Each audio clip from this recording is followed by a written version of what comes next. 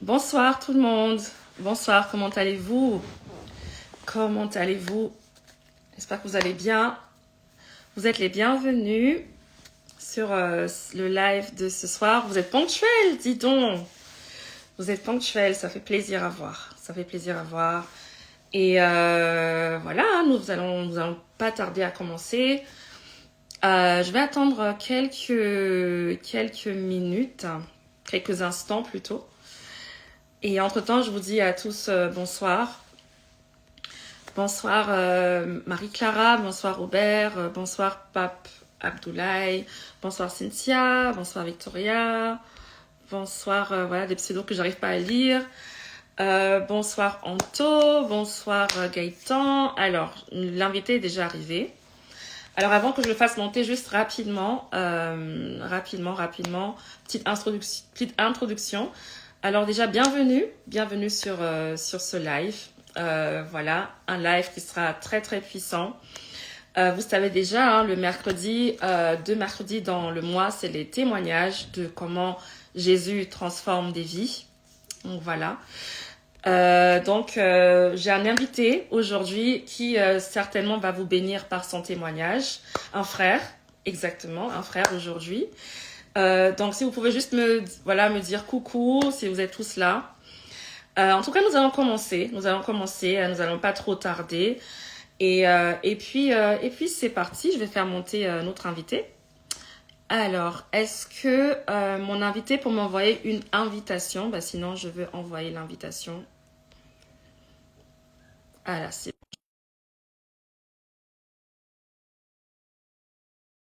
qu'il accepte. Shalom Cynthia, shalom. J'espère que tu vas bien. Ok. Shalom mon frère. Salam ma sœur. Comment ça va? Parfaitement bien pour la grâce de Dieu et toi, Ah comment oui, ça va? super. Nous y sommes. Première fois en tout cas pour moi Ah bon? sur ce réseau de... Ah oui, c'est la première fois. Ah d'accord, c'est la première fois pas de témoigner, mais sur Instagram. Oui, oui, c'est ça, oui. D'accord, ok. Bah, gloire à Jésus, gloire à Jésus. En tout cas, bienvenue frère Anto. Et encore merci beaucoup d'avoir accepté cette invitation, vraiment. Merci, c'est un honneur et gloire au Seigneur surtout. Donc, nous allons pas tarder à commencer. Et ce que j'ai l'habitude de faire, c'est d'abord qu'on se présente. Donc, moi, je vais commencer à me présenter. Apparemment, l'audio coupe un peu. Mon audio coupe, c'est ça? Toi, tu m'entends Non, bien? je pense de mon côté. Toi, Shalom, je pense de... tu m'entends bien, Anto?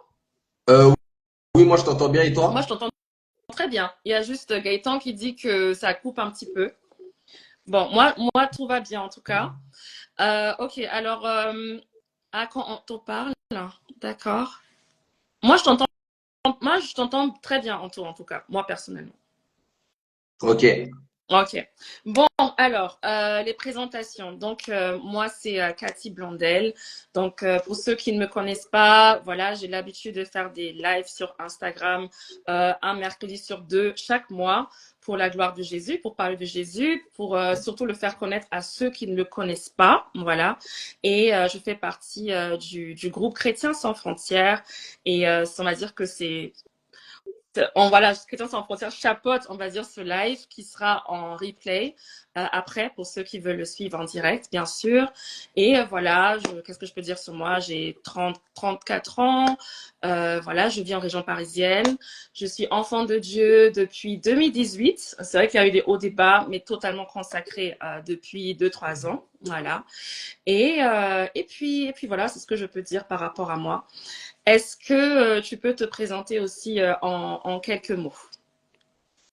Attends ma sœur, parce que je vois en bas on nous signale que vous êtes coupés tous les deux des fois. D'accord. Bon, ok. Je pense qu'il faut qu'on évite de parler en même temps, parce que moi, je remarquais quand on parle en même temps, ça peut couper. Donc, on va éviter de parler en même temps et puis voilà. Donc, si tu peux te présenter, s'il te plaît, à tous ceux qui nous suivent, mon frère Anto. Ok, d'accord. Bah moi je m'appelle Anto Bédi, donc ce n'est pas un pseudonyme, c'est mon vrai prénom, mais mon deuxième Mm, prénom. Mon premier prénom, c'est Jordi. Mhm. Mhm. C'est Jordi, donc moi, je réside en Île-de-France, dans la capitale française. Mhm. Je vais avoir 25 ans ce mois-ci, année 2000. Ah, 25 ans, ok, d'accord. D'accord, ok, ça marche. Gloire à Dieu, Et les jeunes en Christ. Amen, gloire au Seigneur. Gloire à Dieu. Yes. Donc, Ok, ok. euh, D'accord, ok. Et voilà, peut-être. Et tu fais quoi dans la vie de tous les jours? moi, je suis gardien d'immeuble. D'accord. Donc, je travaille en résidence, ouais, en coopération avec d'autres gardiens. Mhm. Ok. Voilà. Ok, ok, super, super. Ok. Bon, bah, on va commencer. Comme je disais, notre frère, il a une histoire, un témoignage très puissant, très intéressant. Donc, je vous invite vraiment de rester du début jusqu'à la fin. Voilà. Et on va tout simplement parler de comment notre frère, il a rencontré Christ. Parce que, voilà, ici, nous voulons faire connaître Christ. Christ est vivant. Christ, il existe. Christ, il touche des vies. Il change des trajectoires de vie. Et voilà, donc tout simplement, notre frère ici est encore une preuve palpable de la main puissante de Dieu. Voilà, donc on va commencer par un peu, voilà, parle un peu de toi, de ton enfance, de qui tu as été avant, parce que tu n'as pas été chrétien toute ta vie. Voilà. Ceux qui disent que, bon, moi, je suis chrétienne depuis ma naissance. Non, voilà. C'est qu'on n'a pas la bonne définition de ce que c'est être chrétien, en fait. Donc, voilà. Si tu peux nous parler un peu de qui tu étais, voilà, tout simplement, avant Jésus-Christ, tout simplement. Ok, donc moi, faut savoir, j'ai pas grandi avec mes parents. Mhm, Mes parents n'étaient pas mariés, ils se sont séparés à ma naissance. mhm, J'ai jamais grandi avec ma mère. mhm, J'ai jamais grandi avec ma mère. Je ne suis pas le seul enfant, je suis le quatrième, donc au milieu d'une lignée de sept. Trois mhm. filles avant moi et une fille après et deux garçons. Ok. Il faut savoir que, par exemple, mon père, donc en fait, ma mère m'a abandonné, Mhm, mais c'était aussi dû à ses, on va dire, à ses troubles psychologiques. mhm. Donc, elle l'a pas fait pleinement, voilà, en pleine conscience, mais Mhm, elle avait quand même une part de conscience. Mon père avait le choix mhm, entre m'abandonner ou me faire garder dans une famille d'accueil en entendant que sa situation donc soit favorable pour pouvoir m'élever quoi. Donc mhm. Ok. il a choisi de faire ça. Donc j'ai Wow. été placé à Bron-Pouponnière. J'ai fait 2 mois. Ensuite j'ai été placé en famille d'accueil pendant 9 ans. Famille d'accueil pendant 9 ans, d'accord. Ok. Et ça, c'était, tu avais quel âge quand tu as été placée en famille d'accueil? Moi quand j'ai été placé en famille d'accueil c'est de 2 mois jusqu'à Ah 9 ans. oui, ok, ok, d'accord. Donc, en fait, Oui, dès ta naissance, pratiquement. Hmm. Ok, exactement. d'accord, ok, ok, très bien. Hmm. Donc D'accord. euh, tu voulais dire une question? Non, non, non, je voulais te laisser parler parce que Ah j'avais ok. l'impression que tu vivre, ouais. Ok. Donc ensuite quand j'étais en famille d'accueil Mhm, à un moment donné, bah, la situation de mon père bah, s'est arrangée. Il s'est marié, mhm. donc avec ma belle-mère, et il m'a récupéré. Il t'a récupéré Maintenant, à l'âge de, tu m'as dit, du coup, 9 ans. 9 ans, c'est bien ça, oui. D'accord, 9 ans, très bien, ok. Et enfin, comment ça a été en fait de passer de, finalement, tu n'as pas vraiment connu ton père en fait de 0 à 9 ans.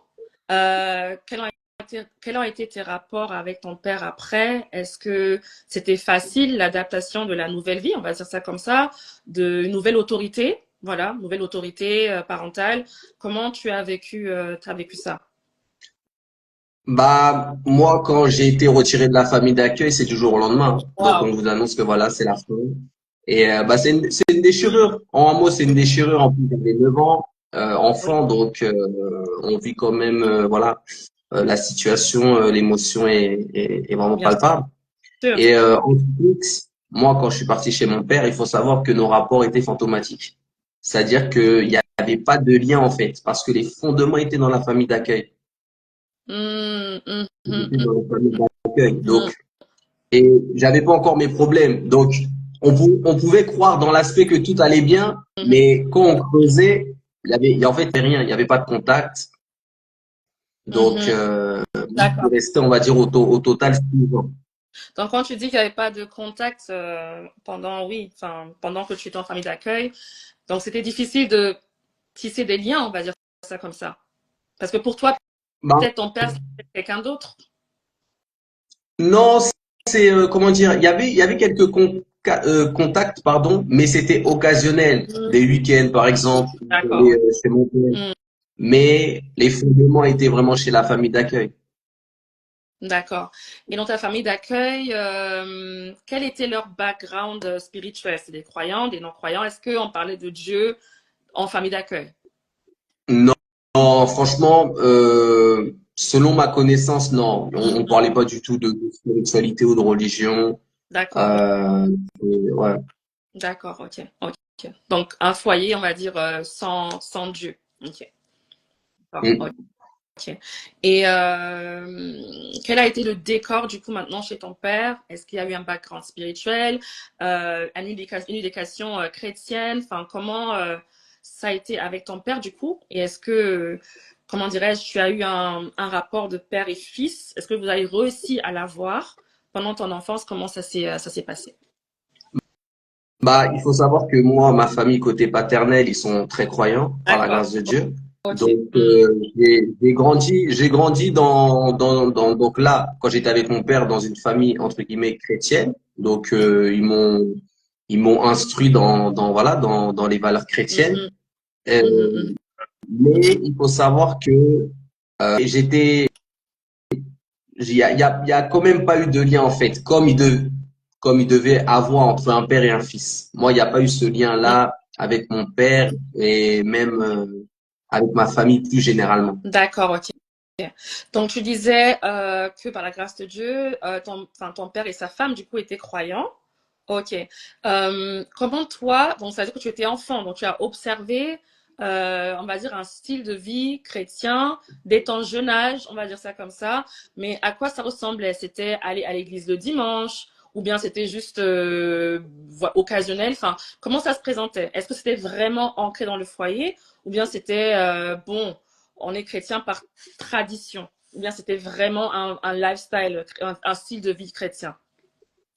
Non, non, non, moi, ma famille, ils étaient vraiment des pratiquants. Hmm, Donc, ils étaient voilà, dans les assemblées, ils ont fait plusieurs assemblées aussi, d'accord. même avant, dans leur vie, on va dire, personnelle, avant qu'ils soient ensemble. Donc, Mhm. non, non, non, c'était des pratiquants. Donc, oui, moi, j'allais parfois, j'ai fait d'assemblée en assemblée aussi quand j'étais petit, hein, j'accompagnais. D'accord, Donc, ok. Ok. Mhm. Ok.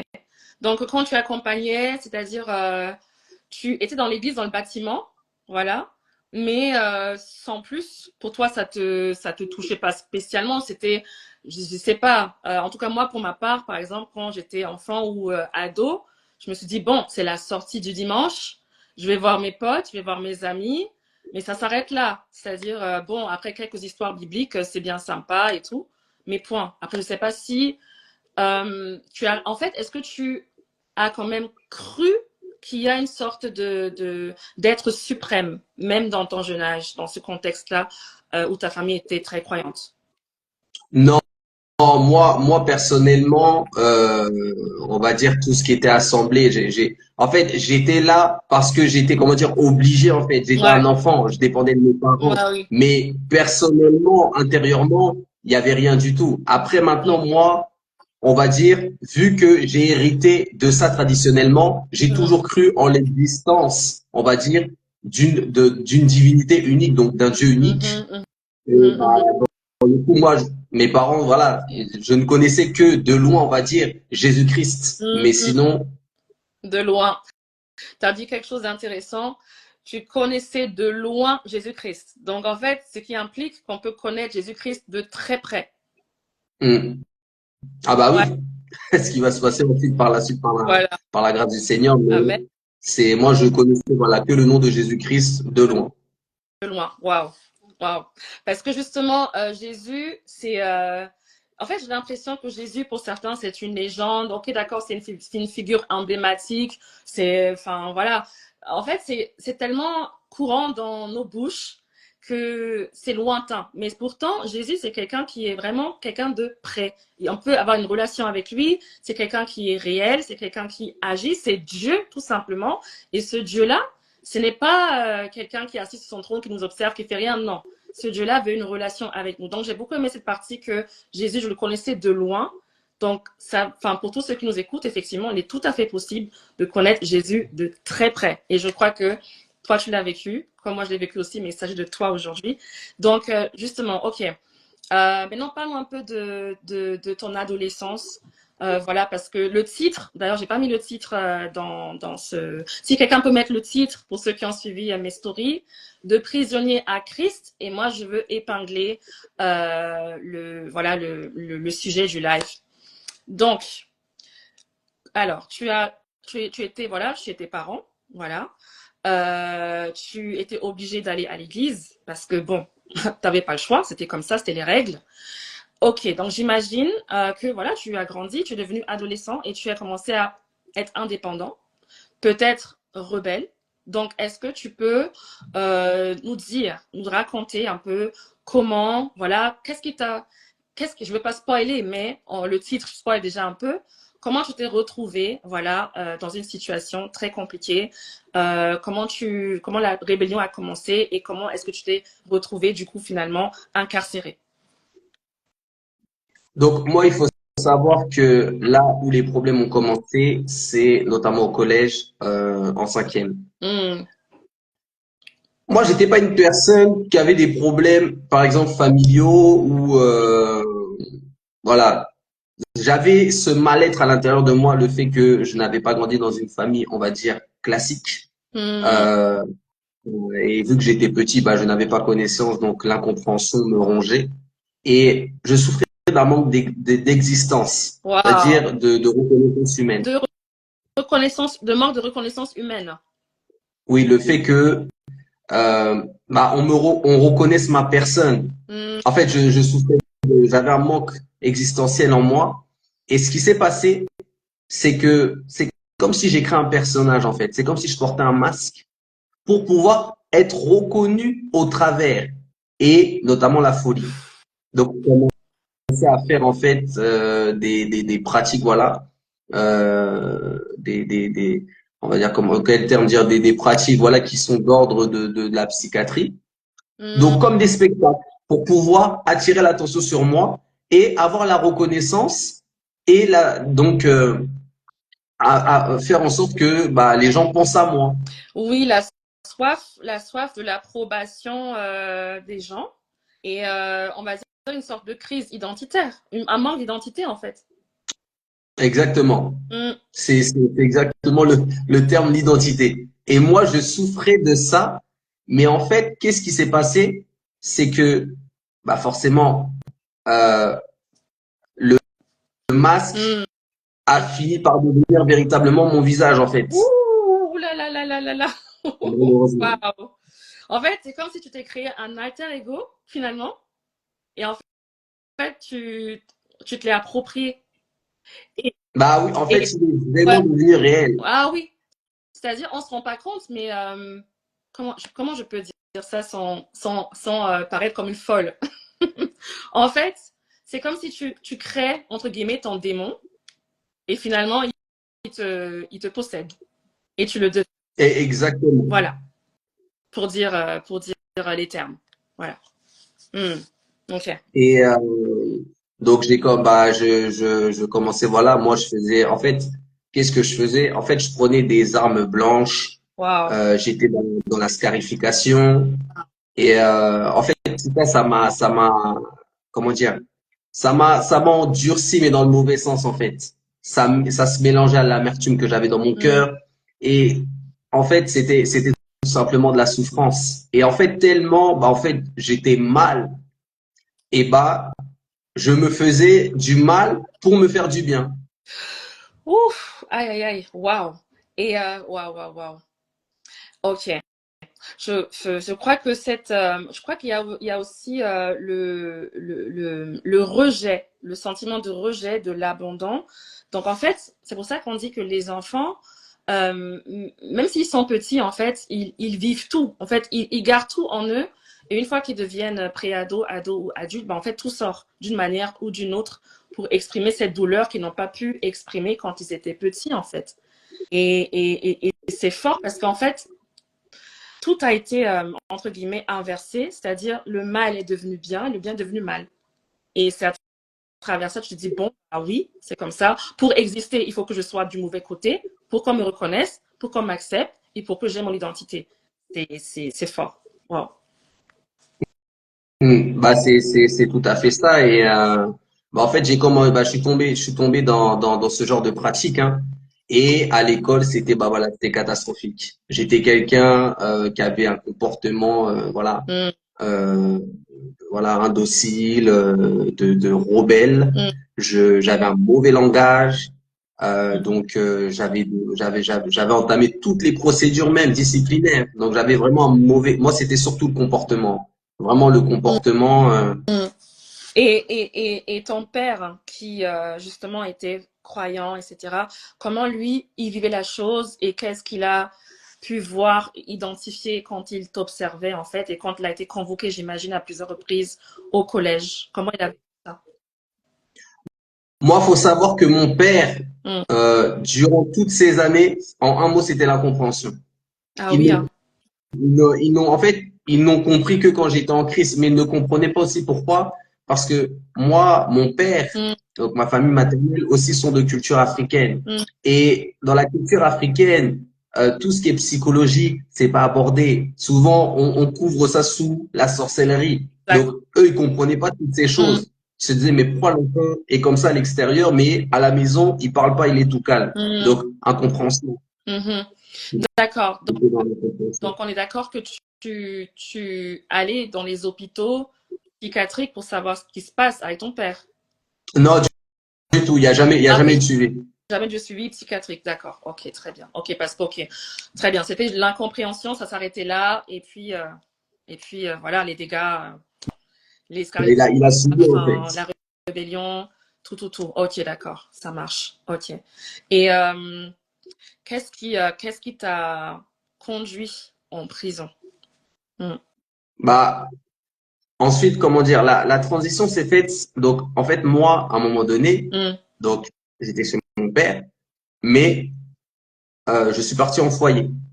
Je Ah, suis tu es parti. reparti au foyer. Oui, là, c'était pas en famille d'accueil. Là, c'était dans un foyer donc de pour mineurs. Parce D'accord. que, bah, à cause de ça, des multiplications, donc des rapports, des incidents, de la Hmm, compréhension, mon père avait ses limites, c'est un humain, et bah, il pouvait plus me garder en fait chez lui, et hmm. bah, j'ai été placé donc par les autorités sociales, bah, forcément dans un foyer pour mineurs. Donc, ok. Donc, comme tu as dit, voilà, ton père, c'est un humain, la situation l'a dépassé, voilà, et il s'est dit, bon, je vais remettre cette situation, on va dire, à des professionnels ou à l'État, etc., etc. On peut dire que là, tu vis l'abandon ou le rejet une seconde fois. On est d'accord. Oui, on va dire que là, Mm. en fait, ça s'est mal passé en fait, ça s'est passé froidement. Et moi, faut savoir que mes problèmes s'étaient aggravés parce Wow. que ce que je racontais là, c'est à 13 ans. Mais ensuite, à 15 ans, on va dire, les problèmes se sont encore plus aggravés parce que j'ai été à la rue à un moment Wow. donné et bah, toujours dans la torture, donc la scarification. Moi, j'ai déjà eu le village brûlé à moitié. Mon corps a déjà été scarifié, voilà, des dizaines de fois avec des lames, toutes sortes de, voilà, d'accessoires. Et Qu'est-ce qui a causé la frère? comment? Qu'est-ce qui a causé la brûlure, mon frère? Ah bah par exemple, faut savoir que quand j'avais 15 ans, juste avant d'aller en foyer, bah j'étais dehors et à un moment donné, exceptionnellement, j'étais parti chez ma mère quelques jours parce qu'en fait j'étais tellement dehors que la police m'avait ramené chez ma mère alors que c'était interdit. Wow. Et elle m'avait gardé et le problème, c'est que moi, j'étais tellement, voilà, dans les ténèbres que, bah, voilà, le diable me torturait pour m'endurcir. Et comment la moitié de mon visage s'est retrouvé être brûlé? Ben, j'avais pris une boîte d'allumettes et j'allumais chaque allumette et j'attendais que ça soit orange et ensuite je mettais ça sur ma peau. Et Wow. la moitié de mon visage était brûlé et je me souviens le jour où mon père m'a récupéré, je cachais mon visage et Mhm. donc voilà, j'ai vécu plusieurs sévices comme ça, on va dire, avant Mhm. de partir en foyer. Et ensuite, en foyer, ce qui a fait que je suis passé du civil au pénal, c'est que dans les foyers où j'étais, tous les jours, j'étais en fugue, je faisais n'importe quoi, donc c'était une dégradation. Il y Mhm. avait toujours des comportements, donc moi, faut savoir, ça a toujours été la violence, hein. Moi, j'ai jamais été, par exemple, dans voilà, j'ai grandi aussi après dans les fréquentations dans les quartiers, Mhm. mais j'étais pas quelqu'un qui était dans les trafics de drogue ou les vols ou voilà, les histoires de femmes. Non, moi, c'était vraiment, j'avais mon univers en fait. Tout ce qui était un peu, voilà, criminel, horreur, et à voir à la fin même, ça devenait même satanique, hein. Mais ça sera par la suite. Je Et, n'allais pas encore utiliser le terme, donc je suis contente que ce soit sorti de ta bouche d'abord, effectivement. oui, oui, bah, vers à la fin, je commençais à devenir littéralement démoniaque. Au début, c'était tout ce qui était Mhm. horreur, psychiatrie, criminel. Donc moi, j'étais vraiment un peu dans ma bulle. Oui, J'étais vraiment à part parmi tous les autres. attiré par un peu le monde obscur, en fait. Mhm. Exactement. Moi, j'étais vraiment plongé dedans. C'est-à-dire que j'étais dans mon max et je commençais aussi à devenir maléfique, à devenir vraiment mauvais. Mhm. C'est-à-dire que vu que je souffrais, j'avais décidé que tout le monde va souffrir avec moi. Wow. Donc, Donc, wow. c'était, Là, en fait, oui, la haine t'a rongé et il fallait la manifester, en fait. Ouais, d'où oui, au début. euh, des comportements maléfiques et démoniaques. Mhm. Ok. Oui, oui, oui, il faut savoir que moi, avant, j'avais un mauvais langage et j'avais un langage qui était menaçant, en fait. En fait, je pouvais menacer de mort quelqu'un comme ça, normalement, banal. Wow. Tellement mon langage, en fait, j'étais addict aux armes. Donc, moi, en fait, je pouvais balancer des phrases qui sont des menaces de mort, mais pour moi, c'est un Pour toi, langage courant. en fait, pour toi, c'était ton quotidien déjà, parce qu'en fait, tu te scarifiais, tu utilisais tout Oui. d'instruments pour te faire du mal. C'était monnaie courante, donc forcément, dans ton langage, dans ton attitude envers les autres, finalement, bah en fait, comme tu as dit, tu sortais une parole comme ça. Pour eux, c'était horrible, mais pour toi, c'est comme ça avec moi, en fait, pas autrement. Oui, exactement. Mm. Et il faut savoir, comme je disais, que moi au début je portais un masque. C'était un personnage en fait. Je m'étais comme si créé, voilà. Mais sauf que à la fin, je me suis vraiment dédoublé. C'est-à-dire, il y avait vraiment mon double moi. Et lui, comment dire, parce que plus tard après, on portait deux noms. Donc il y avait un qui s'appelait Blanc, l'autre il s'appelait Noir. Et en l'occurrence, je l'appelais avant mon jumeau. Lui, c'était moi, mais de l'autre côté du miroir. Mais attends. Ça ressemble un peu. Bien sûr, il y a l'aspect psy, on est d'accord. Là, ok. Mais ça ressemble quand même, comme je disais, tout ce qui est alter ego, tout ça, ça ressemble quand même à une possession démoniaque. Ah, mais clairement, moi avant, j'ai malheureusement, après quand vraiment, on va dire, j'avais ce double-là en moi, c'était démoniaque. Lui, c'était la destruction. C'était Ouf. la destruction parce que, comment dire, il manipulait les gens, il voulait, comment dire, il voulait que, en fait, il voulait aussi faire culpabiliser les gens. Par exemple, il faut savoir que moi avant, donc des fois je parle à la première personne, comprenez mon langage. Pas de souci. Des fois, euh, moi, il m'arrivait de me faire du mal pour faire culpabiliser la personne, pour qu'elle ait mal, pour qu'elle se dise, ah, c'est à cause de toi. Tu vois maintenant ce que j'ai fait, tu vas jamais l'oublier, tu vas vivre avec ça. Donc, Hmm. j'étais dans toutes sortes de pensées qui se réalisaient, qui se manifestaient. Et en fait, ça faisait que empirer. Le mal devenait de plus en plus profond. Je suis un peu dépassée parce que c'est incroyable. C'est incroyable. Et justement, il y a une question assez pertinente. Il y a question, comment on arrive à se détacher de soi et devenir deux personnes, en fait? Quel est le processus? Comment on fait ça?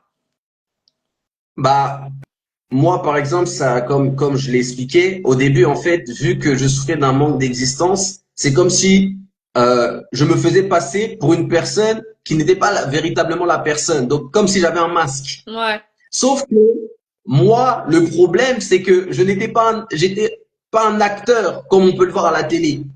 Moi, j'avais vraiment des problèmes. Donc, en fait, c'est Mhm. comme on dit, une histoire inspirée de faits réels. Et le problème, c'est que maintenant, le masque est devenu Oui, mon visage. oui, Et ça crée un oui. double, en fait, donc noir et blanc. Mhm. Et bah, c'est lui qui avait la possession parce que Christ n'était pas en moi, donc j'étais livré à Satan. Clairement, donc comme elle a dit, je ne sais pas si c'est un frère ou une sœur, mais c'est les démons, c'est une possession Mm, démoniaque. C'est des portes qui sont ouvertes parce qu'en fait, on rigole, hein, on rigole, mais la réalité est que tout est spirituel. Vraiment, le monde avant qu'il soit physique est d'abord mm, spirituel, en fait. Et tout ce qui se manifeste, c'est déjà créé dans le spirituel avant. Donc si aujourd'hui, voilà, je te dis, bon, je vais me dédoubler, ça vient pas de toi directement. mm. Une influence, c'est une oppression, voire une possession pour te pousser à faire cela, pour que cet esprit se manifeste. C'est exactement ça, parce qu'un être humain normal ne peut pas prendre, sauf s'il est drogué, sauf s'il est drogué, ne peut pas prendre un instrument, se scarifier, se faire du mal, se brûler, etc. Ça, ce sont des esprits de mort, des esprits de violence, des esprits, comme tu as dit, maléfiques. Il n'y a pas d'explication, en fait. Il n'y a pas Mm. d'explication. Donc, Ah, oui, waouh, c'est incroyable. C'est incroyable, waouh. Ok. Donc, du coup, très bien. Et quelle est donc qu'est-ce qui a été vraiment là où tu étais au plus bas, où on t'a ôté la liberté, enfin, oui, à cause de toi, ta liberté t'a été ôtée. Où on s'est dit, bon, on va l'enfermer, c'est pas possible, ici, voilà. Qu'il purge d'abord sa peine. Qu'est-ce qui s'est passé? Voilà, qu'est-ce que tu as fait? De quoi et pourquoi as-tu été jugé? bah, il faut savoir que la transition, donc, comme je disais, entre le civil et le pénal, donc, moi, je suis parti ensuite dans un autre foyer, mais là, pour pénal, on va dire dans un cadre pénal, toujours pour problème de comportement, parce que j'étais incontrôlable, parce que, bah, j'ai commencé à devenir, en fait, dangereux pour moi-même, mais aussi, Mhm, bah, forcément pour la société, pour mon prochain. mhm. Et en fait, là-bas, dans ce foyer, c'était la même chose. Et moi aussi, je fumais. À un moment donné, je fumais. Tu fumais quoi? Donc, moi, au début, on va dire, je fumais des cigarettes. Ça a commencé à l'internat agricole, mais ensuite, je fumais de la drogue et énormément de drogue, Mhm. énormément de drogue. J'étais pas quelqu'un qui était addict, hein, mais en fait, malheureusement, à cause de mon jumeau, je fumais pour aggraver encore Et, plus mes problèmes. C'est-à-dire pour que ça soit et encore tu sais pire. pourquoi? Parce que tu as dit quelque chose de très pertinent. Tu as dit, c'est ton jumeau qui demandait à fumer. Euh, des drogues. Pour ceux qui ne le savent pas, d'accord, la marijuana, donc tout ce qui est des drogues qui vous donnent l'impression que vous planez, que vous sortez un peu dans une autre, vous sortez d'une réalité pour vous retrouver dans une autre, tout ça, ce sont des portes ouvertes pour les démons. Donc parfois, les esprits mauvais ont besoin de cette substance pour mieux vous contrôler, en fait. C'est exactement ça. Donc, en fait, ce que tu es en train de me dire confirme plein de témoignages que j'ai écoutés sur le fait de fumer de la drogue, quel effet que ça a et à quel point c'est une ouverture pour les démons. Mm. Ah oui, oui, tout à fait. Parce que moi, faut savoir, par exemple, j'étais aussi dans les armes blanches. Je portais tout le temps des couteaux de cuisine de boucher sur moi. J'étais quelqu'un qui vivait la nuit aussi, qui partait squatter dans les caves. Donc c'était une atmosphère toujours tout ce qui est obscur, démoniaque. Et ça s'empirait en fait. Et moi, il faut savoir aussi que euh, en fait, les gens ne voulaient pas aussi traîner avec moi parce que ils avaient aussi peur que mes problèmes les affectent. Et malheureusement, toutes les personnes qui étaient proches de moi, à un moment donné, ça leur a aussi fait un effet, voilà. Ça veut dire, ils commençaient à devenir zélés, mais pour faire le mal. Et donc, on m'a toujours placardé comme un leader pour, donc, par exemple, dans ce qui va arriver après dans, par exemple, les violences en réunion. Donc, ah, c'est toi le meneur, c'est toi qui as influencé les gens, c'est toi qui les as poussés. Bah oui, c'est spirituel, hein. Donc, et Ouais. ensuite, bah, moi, qu'est-ce qui s'est passé? Bah, c'est que dans le foyer là où j'étais, bah, je faisais n'importe quoi. Il y a un soir, je m'en rappelle, je fumais notamment comme on disait avant, de la Mm, bœuf, donc de la marijuana, de mm, l'herbe. Et la police est venue et bah, je suis parti au tribunal et là, on m'a mis en prison. mm, Première fois, je venais d'avoir 16 ans, mm. mais T'avais quel âge, c'était- T'avais quel âge la première fois? je venais d'avoir 16 ans. Je viens d'avoir 16 ans, d'accord, ok. Mm, mhm, Donc, prison pour mineurs, maison d'arrêt, donc Fleury-Mérangis. J'avais mm, fait un mois de mandat de dépôt. Et ensuite, on m'avait placé chez ma tante dans l'Essonne, donc interdiction départementale. Donc, mhm. parce que j'habite en fait, de base, je ne suis pas de Paris, je suis d'Eure-et-Loir, Chartres, du Ah, centre. je connais très bien. Mhm, mm, Donc, j'avais une interdiction départementale, donc j'étais chez ma tante. mm. Ça n'a duré qu'un mois aussi parce qu'un jour, bah, je me suis fait contrôler. J'avais encore une fois un couteau, notamment papillon, sur moi. Ouh. Que j'avais un port, donc une interdiction de port d'armes, notamment blanche, et on me remet en prison. Et Donc je retourne.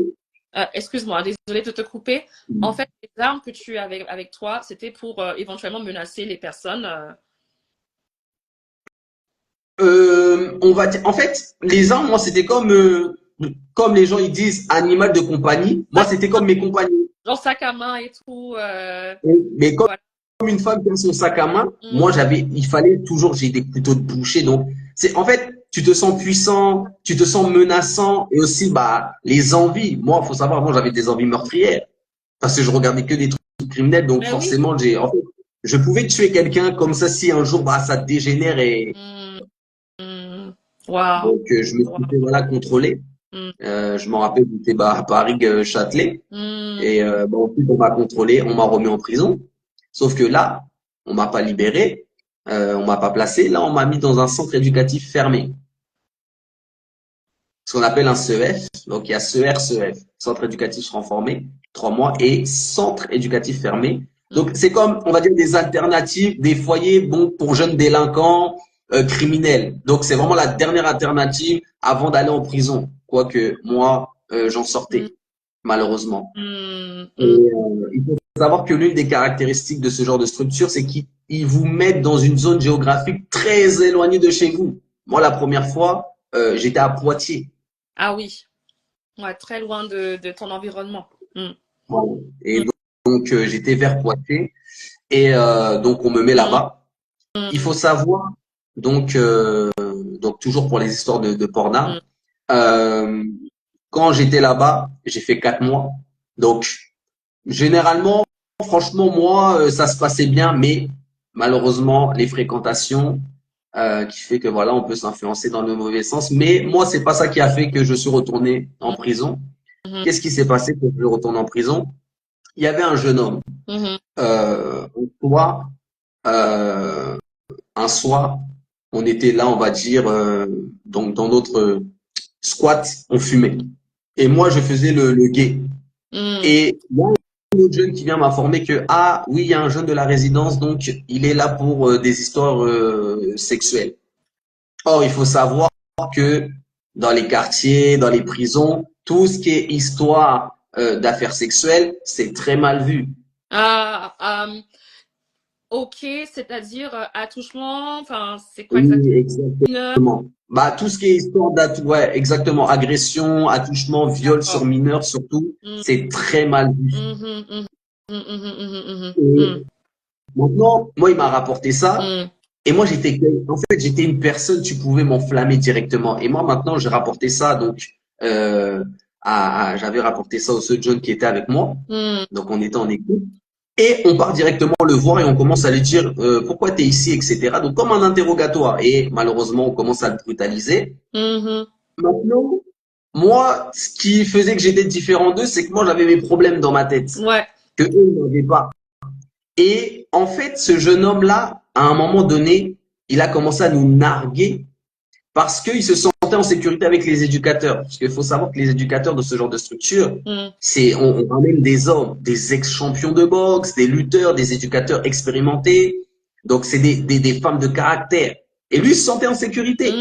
Sauf que moi, le problème, c'est que moi, voilà, j'étais quelqu'un, j'avais, voilà, une imagination débordante. Et je m'en rappellerai toujours, lors d'un repas, donc, il y avait 3 tables. Et moi, je l'ai fixé tout le repas.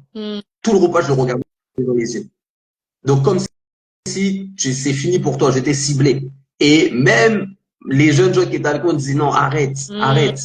Et maintenant, donc moi, j'étais là, je me disais, il n'y a pas de souci, t'inquiète pas. On a la même adresse. Je disais, on a la même adresse, donc tu ne pourras pas t'échapper. Et qu'est-ce qui s'est passé?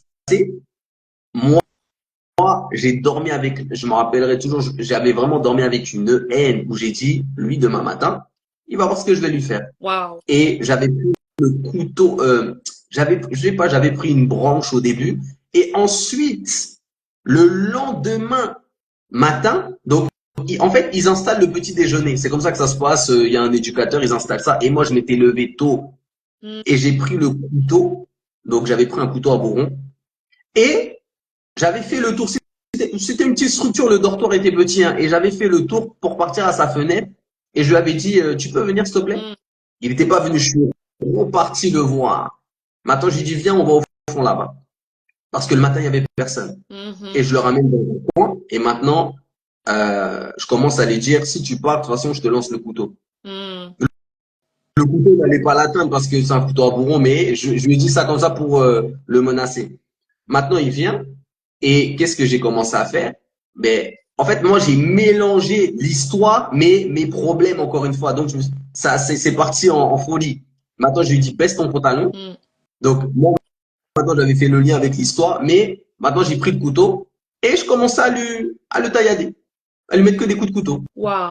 Donc, sur les jambes, sur les mains, sur la tête. Et, bah, en fait, au final, après, selon les expertises, ils disent que je lui avais mis 90 coups de couteau. Combien? Et 90. Wow.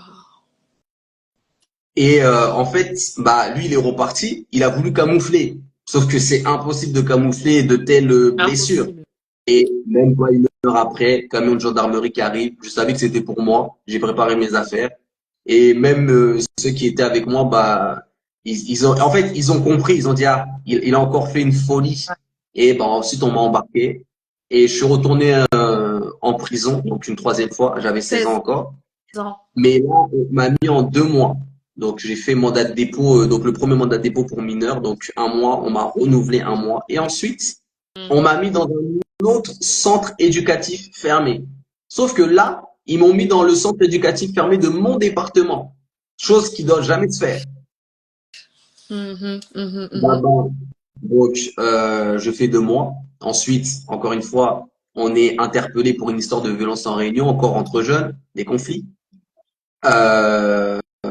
Et de base, je devais retourner en prison. Et il faut savoir que même ce jour-là, le Seigneur m'avait fait grâce parce que le Seigneur, il opérait déjà dans ma vie. Parce que ce jour-là, en fait, il s'est passé quelque chose qui est bizarre parce que, en fait, on appelle ça le JLD, le juge de la liberté de la détention. Il me connaissait. Et moi, j'avais toutes les mesures, en fait. Normalement, je devais retourner en prison. Mais lui, il m'a pas mis en prison, en fait. En fait, au dernier moment, il y a eu ils ont appelé un centre éducatif fermé, paf, ça s'est fait la situation vraiment. Et je crois vraiment que le Seigneur, il agissait déjà vraiment dans ma vie. C'est la grâce de Dieu.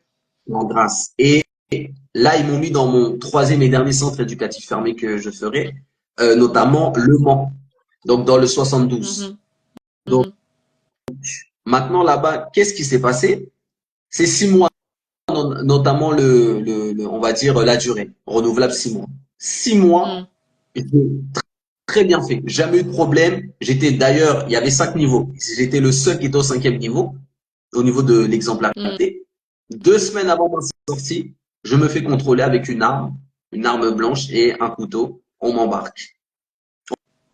Donc parce que voilà, au quartier, il y avait une histoire futile et donc malheureusement, bah on va dire ça s'est entremêlé et bah ça s'est cumulé et là on a dit bon trop c'est trop et voilà. Voilà et donc on m'a contrôlé avec une arme, donc là une vraie arme et notamment voilà un couteau encore une fois et bah j'ai été Mm. interpellé et donc on m'a mis en prison quatrième Mm. fois. Donc, mais là j'avais 17 ans là. 17. On m'a mis une quatrième fois. Mhm. Donc là j'ai fait un mois. Mais là qu'est-ce qui s'est passé? C'est que j'ai commencé à la fois à simuler, bien qu'il y a une certaine réalité, puisqu'il n'y a pas de fumée sans feu, Mm.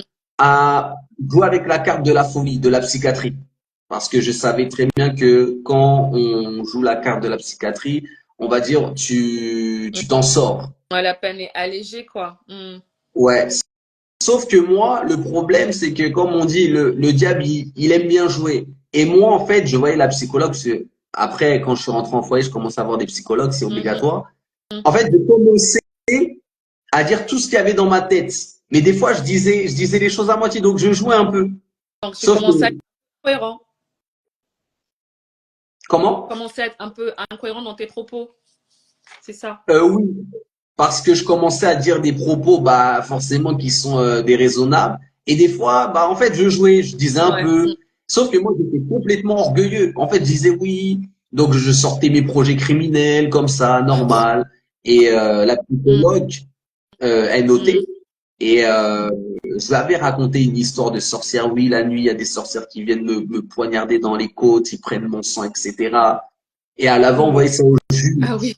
Et le juge m'avait ah oui, oui, le juge m'avait convoqué, il a dit vous avez besoin d'être placé dans une structure psychiatrique. Et moi, j'avais dit oui, oui, oui, je veux. Mm. Mais à la fois, parce que oui, c'était nécessaire. Mais de l'autre côté aussi, malheureusement, c'était une ruse. Et on m'a fait sortir et on m'a mis où? Chez mon père. Mm. Alors que je ne devais pas y retourner. Et maintenant, le problème, c'est que quand je suis sorti pour aller à l'hôpital psychiatrique, l'expert dit que, en gros, il n'y voit pas d'urgence, Mhm.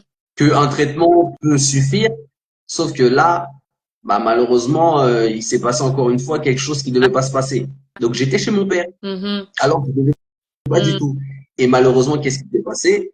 Bah, c'est que moi, maintenant, c'est comme si en fait, c'est comme si j'étais dehors, mais sous condition, on va dire. Mm. Donc, maintenant, je me rappelle, hein, j'étais retourné dans mon quartier, mais j'étais en décalage parce que moi, ça, depuis 16 ans, j'étais plus au quartier. Et en fait, comme pendant un mois, j'étais dehors, mais là, maintenant, c'est là où je commence à devenir satanique un peu.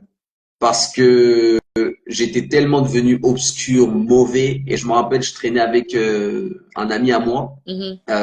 malheureusement, qui devenait aussi mauvais, Mm. mais à cause de ces mauvais effets qui étaient en moi. Wow. Et ah oui, oui, oui. Mm. Et il faut savoir que maintenant, le lien avec la quatrième incarcération, donc avec la cinquième, qui est ma dernière Mhm. incarcération, moi maintenant, j'étais là, là, il y avait plus de masque, hein. Là, j'étais complètement obscur. Moi, pour moi, j'avais des envies de meurtre. Donc, je voulais, en fait, avant, faut savoir, par exemple, je regardais beaucoup des reportages de tueurs en série, de serial Ça, killers. vraiment, il Et donc, faut faire attention. Même, ah oui, oui, faut oui. faire très, très attention à ça, hein. Et excuse-moi de t'interrompre, hein, c'est juste que enfin, je me reconnais pas totalement, mais il y avait une période où je regardais beaucoup les documentaires sur le serial killer, sur le true crime, etc., etc. Et cetera. Et je commençais à avoir des pensées bizarres. Et non seulement ça, mais je commençais à avoir vraiment, en fait, je commençais à aimer la peur. Et c'est pas normal. C'est un esprit perverti qui commence à se nourrir par la peur. On commence à aimer la peur. Donc, derrière ça, il y a un esprit, en fait. Et il fallait même te poser la question, est-ce que quand les gens avaient peur de toi, est-ce que ça te plaisait? Est-ce que tu te nourrissais de ça, quoi, tu vois? Oui, moi, à un moment donné, en fait, ça me faisait rire. Oui. Parce que à la fois, je le savais. Je savais que les gens, ils avaient peur de moi. Et après, bon, ça me parlait pas plus. Mais j'étais plus, vraiment, en fait, j'étais méchant avant moi. J'étais quelqu'un, par exemple, j'aimais que les gens, ils aient peur, que les gens, quand les gens, ils avaient mal, ça me réjouissait, par exemple. Je Voilà. disais, en fait, j'avais pas de sentiments, moi, avant. J'avais pas d'amour. Mm. J'avais vraiment pas d'amour pour les gens. C'est-à-dire, que pour moi, quelqu'un, il meurt, c'est pas mon problème. Tu vois, j'étais comme ça.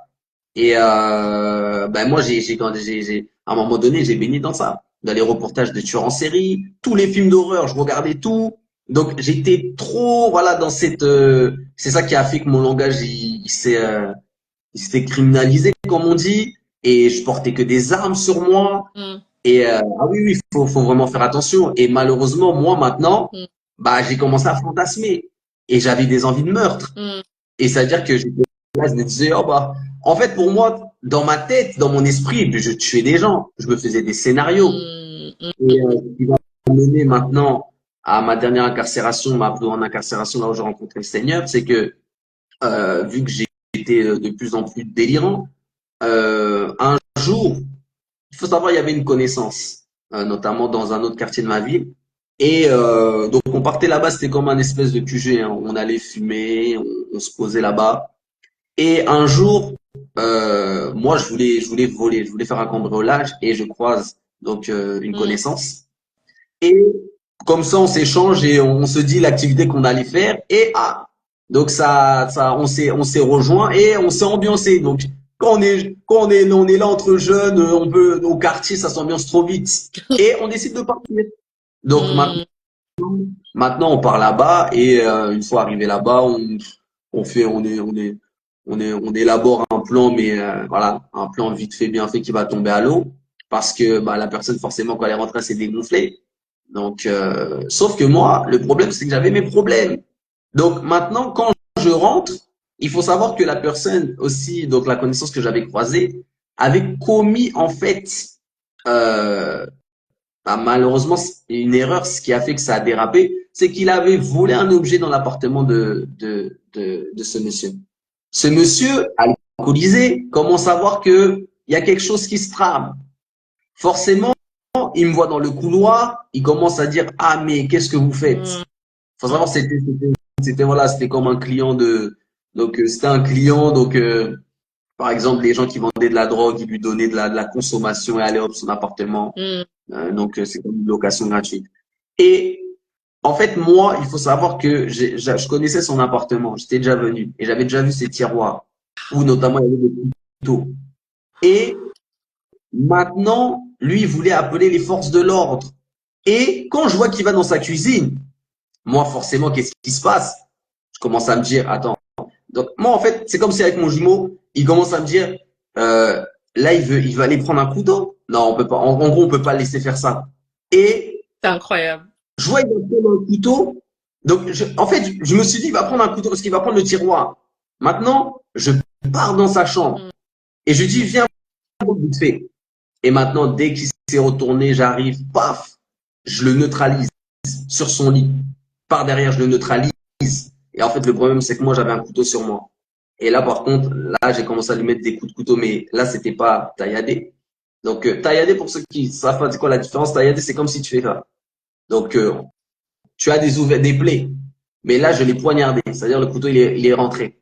Wow. Et en fait, j'ai commencé à le poignarder dans tout son corps. Et je l'ai attaché avec des cordes. Notamment, il avait des câbles de wifi, je l'ai attaché. Et il était par terre et j'étais sur lui. Et j'étais en train de le poignarder. Donc, en fait, c'est comme si j'étais en train de le tuer. Parce que moi, je l'ai fait pour moi. Et il y avait du sang, il y avait du sang partout. Et je me rappelle, malheureusement, lui, il était comme ça. Donc, c'est comme un corps par terre. Et je me suis accroupi. Et j'ai commencé à parler d'une manière démoniaque en lui disant, t'inquiète pas, toi et moi, on se reverra. Oh! On se reverra. Donc, on se reverra en enfer ou donc comme si j'étais la mort Mais une faucheuse. Et d'ailleurs, ma bah là, dernière photo, c'est l'esprit de mort qui a parlé. C'est oui, c'est ton jumeau qui est, enfin, c'était plus ton jumeau, hein, sans effet. ah oui, Ton, dans ton, mon ton, échange. le démon là en question a pris possession de toi et s'est exprimé. On va se voir là-bas. Alors que j'imagine que tu avais même, enfin, tu n'avais pas vraiment de notion de l'enfer. Voilà, enfin, Non, de même l'enfer, pas. C'est tu vois, enfin, toi, l'enfer. ah non, c'était des paroles démoniaques, hein. Clairement, c'était des paroles démoniaques. Je me rappelle, j'ai regardé comme ça et après, maintenant, il y avait une autre personne avec moi et il m'a dit pas. En fait, même lui, il a été effrayé, en fait, quand il a vu que, oh, Ouais, genre, la personne, elle est morte. Parce que nous, au début, on savait pas, donc je l'ai laissé pour mort. Et, donc, il m'a dit, oh non, on part, on part. Et après, bah, ensuite, voilà, on est parti, on a pris sa voiture Et ensuite, il faut savoir que au quartier, même dans la ville, pendant une semaine, bah forcément, une histoire comme ça met de l'ampleur et partout il y avait les policiers. Je me rappelle, je me cachais derrière des voitures, je sortais la nuit. Et un soir, bah, je me suis fait donc attraper. Comme ça, j'étais au pied d'un immeuble et je me suis fait attraper et on m'a mis en prison. Donc moi, de base, je croyais que c'était pour meurtre. Et au début, on me dit oui, tentative de meurtre aggravé. Mm, Je vois déjà, même l'audition, c'était pas pareil. On me sort une fiche rose. mm, Donc tout était différent. Et en fait, pour moi, j'ai compris que c'était fini en fait. Pour moi, c'était mm, terminé. Et il mm. faut savoir que moi, j'avais même prévu d'aller tuer d'autres personnes, hein. J'avais Wow. déjà prévu d'aller tuer d'autres personnes que j'étais parti. En fait, mes problèmes, ils s'étaient tellement, ça allait de pire en pire. Donc, quand maintenant, on va dire dans le feu de l'action, j'étais là, je me disais, bon, allez, hop, je vais faire une liste. Hop, donc comme un serial killer, comme un tueur en série. Et ensuite, bah, je suis parti en prison. Et là, mandat de dépôt criminel, 1 an. Et Wow. ce qui fera après, bah, de rencontrer le Seigneur. Ouais. Gloire, Donc, on va dire que c'est ça gloire ma vie avant à Christ. Dieu. Gloire à Dieu. Waouh. Enfin, gloire à Dieu par rapport à ce qui va se passer après. Pas. Amen. En fait, enfin, en fait, pour ceux qui ne connaissent pas Antobedi, Jordi, il n'est pas très actif sur Instagram, il est très actif sur TikTok. Et en fait, Jordi, aujourd'hui, en fait, quand j'entends son témoignage, c'est le jour et la nuit. C'est la lune et le soleil. C'est-à-dire, il a un amour, il est fervent pour le Seigneur, il évangélise, il enseigne, il parle de la vérité, de Jésus, etc., etc. En fait, on dirait que, en fait, ta vie, en fait, c'est Christ aujourd'hui. Désolée, hein, j'avance un peu trop, mais c'est juste pour dire, en fait, pour un peu planter le décor pour les personnes qui aient un peu une idée de qui tu es. En fait, je tombe d'une chaise parce que on ne peut pas imaginer cette histoire en te regardant. Et c'est là on se dit, mais qu'est-ce qui s'est passé? Tu vois? Mais comment un être humain peut, peut, peut changer comme ça? Qu'est-ce qui a causé ce changement? Qu'est-ce qui a fait ça? Ce tournant à 180 degrés.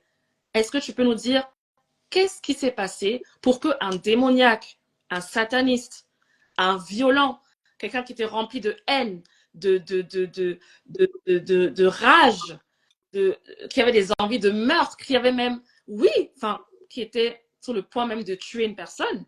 C'était le projet. Et en fait, il y a pas une situation qui dépasse le Seigneur. Le Seigneur peut tout. Et en fait, je vois ça à travers ta vie et je suis encore plus émerveillée par ce que Dieu peut faire. Donc aujourd'hui, pour ceux qui, parce que je m'adresse surtout à ceux qui ne connaissent pas Jésus, ceux qui ne connaissent pas Dieu, ceux qui se posent encore des questions, mais voilà, est-ce qu'il existe, est-ce qu'il transforme, est-ce que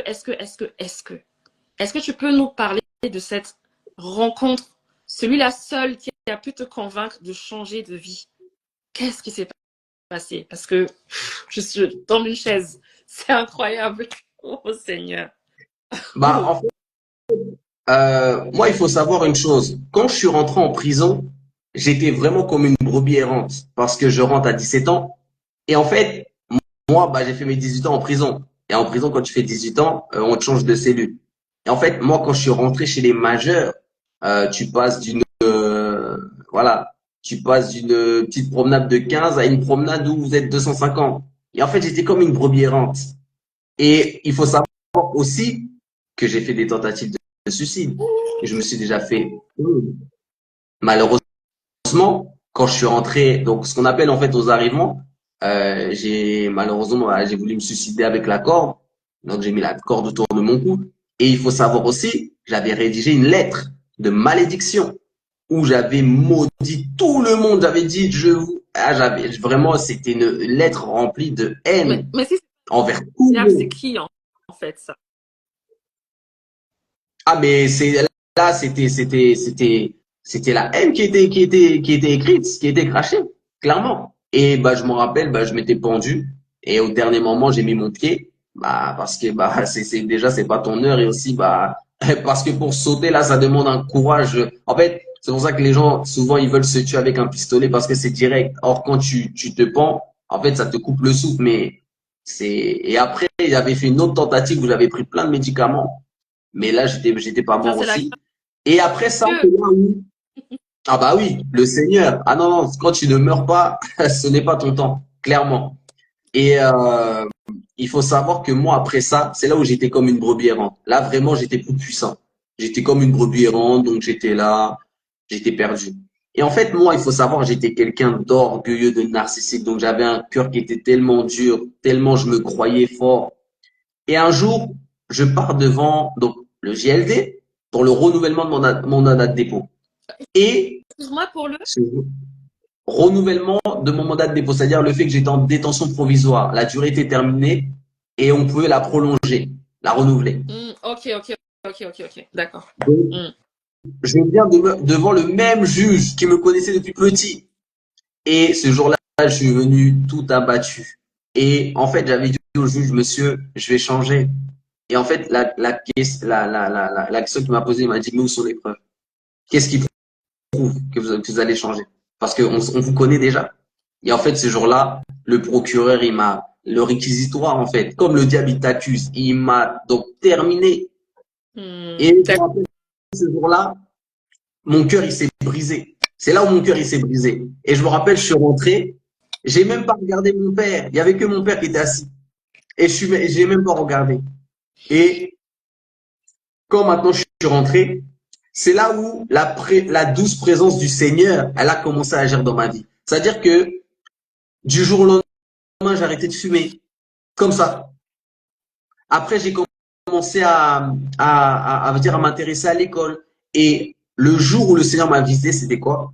Il faut savoir que moi, en prison, ça faisait 1 an que j'étais inscrit à l'aumônerie. Donc, l'aumônerie, c'est où, voilà, il y a des personnes de l'extérieur, notamment dans un contexte religieux qui viennent. Mm. Et il y avait un ami à moi, il m'avait inscrit. J'étais jamais parti un 10 jours en 1 an. T'es jamais Mais parti? à l'aumônerie, c'est-à-dire bah, le lieu où on rencontre Mm, l'aumônier. mm, mm, mm, mm.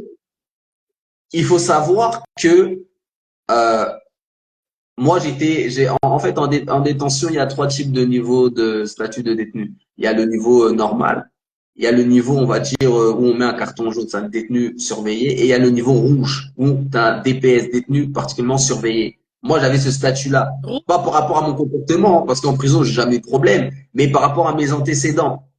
Et statue rouge, donc, hein, c'est ça? Hein. oui, c'est ça, on met une étiquette rouge, en fait. Et il faut savoir que un soir, comme ça, dans ma cellule, le Seigneur me visite et me convainc dans mon cœur de me rendre le lendemain. Attends, attends, attends. Alors, pause. Mais comment ça s'est passé? Le Saint-Esprit s'est révélé à toi? C'était quoi le déclic? Ben, j'ai eu une conviction dans mon cœur, en fait, que en fait, c'est comme si le Seigneur, il m'a poussé à me rendre. En fait, c'était le vendredi soir parce que l'aumônerie, c'était le samedi matin. Et comme Hmm. ça, j'étais dans mon lit et le Seigneur me visite et me convainc demain, donc, je dois me rendre. Et dans mon cœur, en fait, j'ai accepté parce que mon cœur était brisé. Donc, c'est comme si, voilà, il commençait à réparer comme un médecin. Et maintenant, j'avais une conviction et je m'en rappellerai toujours. J'avais une joie. Mais Je me réveille le matin.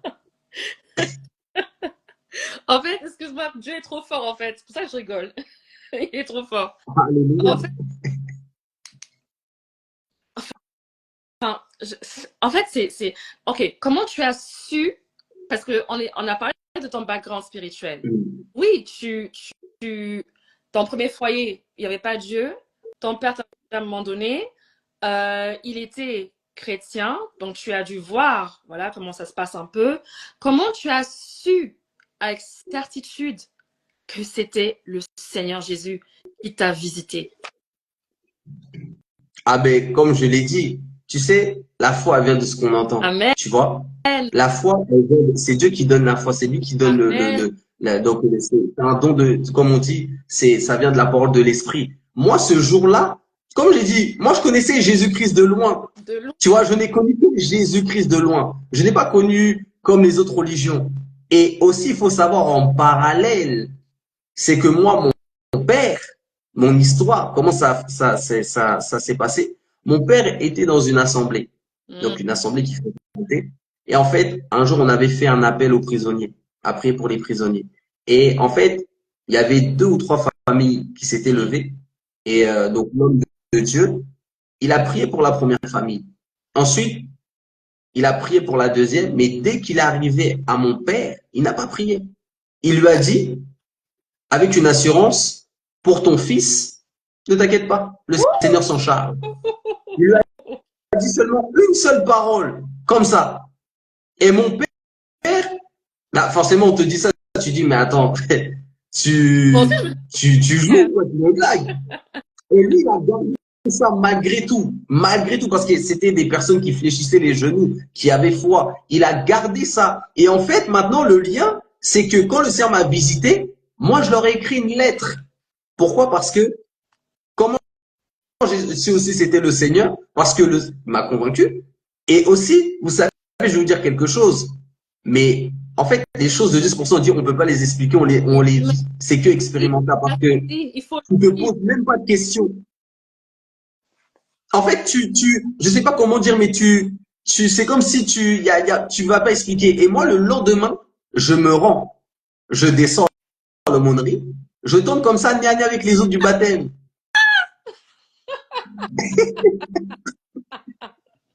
Comme ça, nez à nez, je descends, je vois une piscine, parce qu'en prison, il n'y a pas de fleuve. Donc, c'est forcément dans des piscines. Je vois une piscine comme ça, les eaux du baptême. Et en fait, j'ai même pas posé de question. J'ai, en fait, instantanément, d'une manière surnaturelle, c'est j'ai comme compris. une Mais évidence, pourtant, en je ne fait. savais même pas c'est quoi le baptême. Waouh.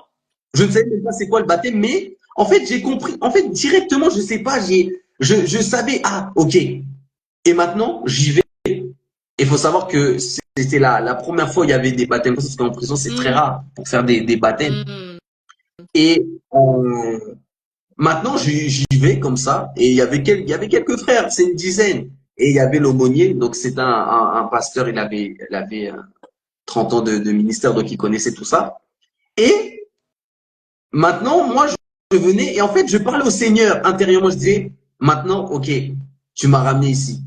Je suis en prison. Le temps ne dépend pas de moi, les circonstances aussi.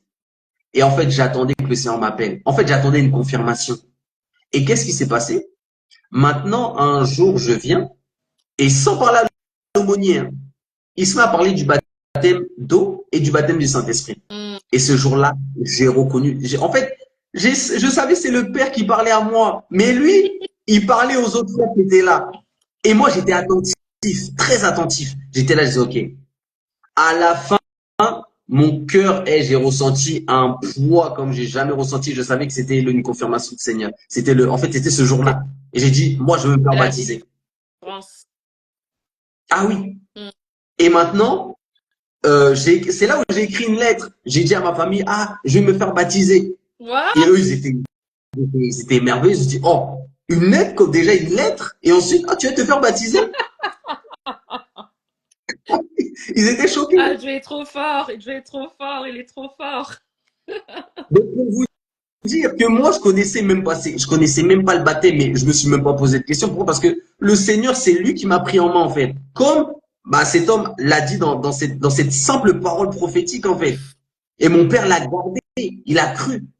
Et ensuite, moi, dès que j'ai été baptisé, hein, directement, paf, le Seigneur, il commençait à m'enseigner, à m'éduquer. Donc, il commençait j'avais un petit carnet, la bonne semence. Je lisais, je lisais. Et je me rappelle, moi, il faut savoir que j'ai commencé véritablement à vraiment pleurer. C'est avec le Seigneur, la repentance, hein. Je me suis repenti comme ça parce qu'en fait, je lisais. Et quand je voyais que, ah, le Seigneur, il avait pas de quoi manger. Il a été à la croix. En fait, quand je voyais les souffrances, en fait, ça me faisait pleurer. Et c'est là que je me repentais. J'avais mal parce que c'est à cause de mes péchés. Et c'est la preuve aussi qu'il avait changé ton cœur parce que rappelle-toi, avant tu avais un cœur dur, tu étais insensible, tu disais que Mm, quand quelqu'un mourait, voilà, enfin tu t'en fous quoi. Limite, c'est une bonne nouvelle, enfin entre gros guillemets. Hein.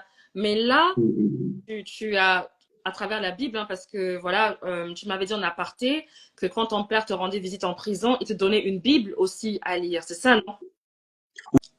Oui, moi, la Bible, j'ai commencé on va dire la Bible, j'ai commencé à j'avais la Bible. Je me rappelle, j'ai commencé la lecture, mais c'est pas, on va dire, comme ça va, ce qui va se passer par la suite, quand j'étais vraiment là, on va dire, dans l'école du Seigneur, tu Mm. vois. Mais au début, donc j'étais là, en fait, je faisais des lectures partielles. Mais moi, vraiment, ce qui m'a mis dans la repentance, c'est quand j'ai vu les souffrances de Christ, hein. En fait, j'ai vu comment le Seigneur, il a été recueilli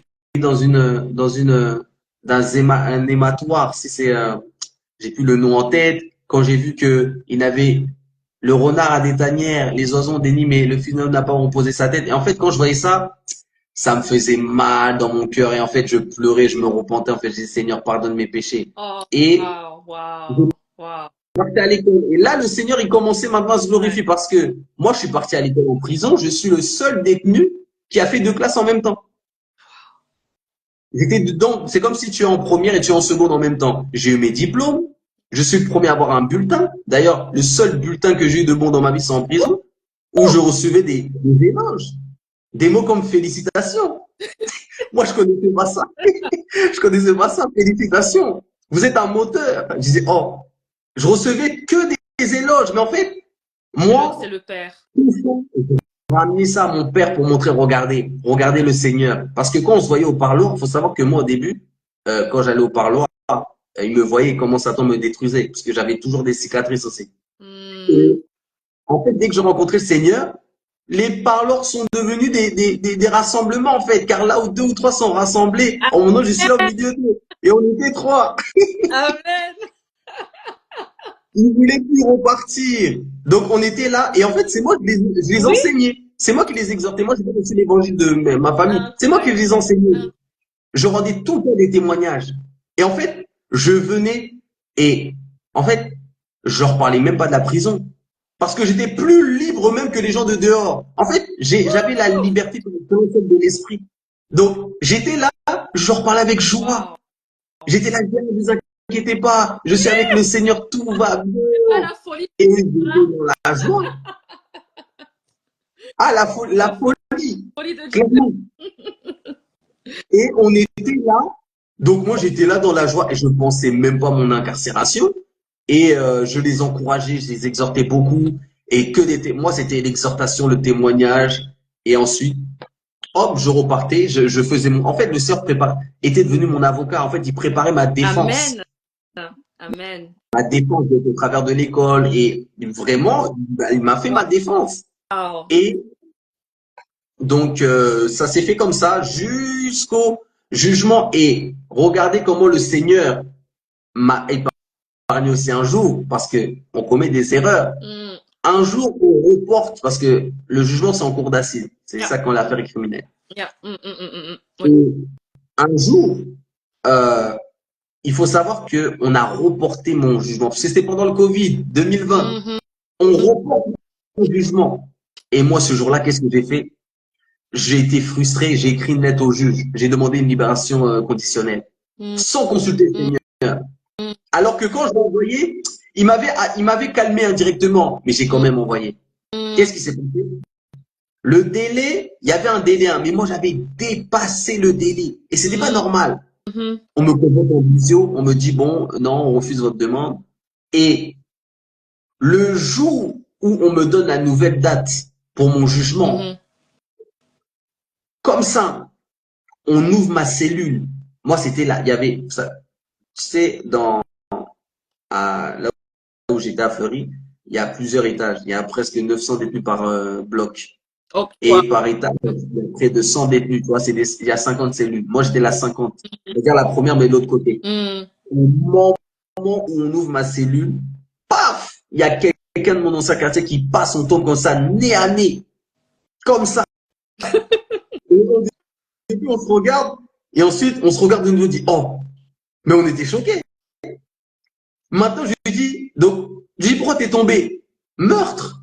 Mm. Ils s'étaient tous fait saisir pour une histoire de meurtre parce que, voilà, des conflits au quartier. Donc, il y a quelqu'un qui a été tué dans le quartier, ils sont partis. Et maintenant, qu'on tombe comme ça, il me dit tout le monde a été attrapé, tout le monde est en prison, comme il me dit pour meurtre. Oh, saisi de crainte. Et en fait, le jour même où on m'a ouvert, c'était pour me donner aussi ma nouvelle date de jugement. Et en fait, j'ai repensé au oh, si maintenant moi là, demande là, ils avaient accepté ça là, j'étais sorti, j'étais retourné au quartier, mais je serais en prison de nouveau, 6e incarcération, c'était fini. Wow. Donc j'aurais été impliqué parce que moi me connaissant, mais soit malheureusement j'aurais tué une personne, soit on m'aurait tué parce que moi j'étais dans ça. Donc en fait ce jour-là j'ai été saisi d'une crainte parce que j'ai dit waouh En fait, Seigneur, tu m'as épargné. c'est ça. Tu as compris que, en fait, le Seigneur il a mis une impasse là, que tu te retrouves en prison. Et c'est là, justement, il est venu à ta rencontre parce qu'il avait un plan pour toi.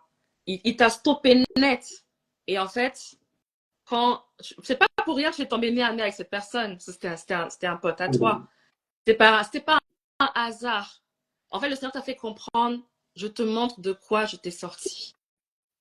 Voilà, tu aurais dû avoir cette peine-là, mais moi, j'ai d'autres plans pour toi. Et ça, c'est la manière dont le Seigneur t'avait communiqué sa grâce ce jour-là. Oh, waouh, c'est incroyable. C'est incroyable. Ah oui, ce jour-là, là, je me souviendrai toujours, hein, j'étais saisi de crainte, j'ai dit, oh Seigneur, je ne fais plus rien sans toi. Ah non. Et en fait, à un moment donné, donc, moi, je me fais juger.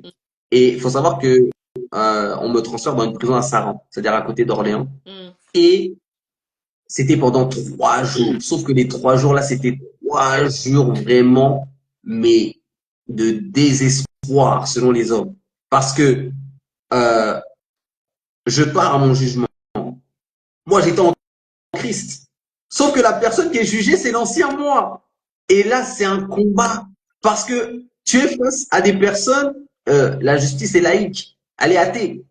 Maintenant, comment toi, tu vas dire que, ah, je suis devenu chrétien. Mais ils vont dire, mais c'est un argument. Ouais.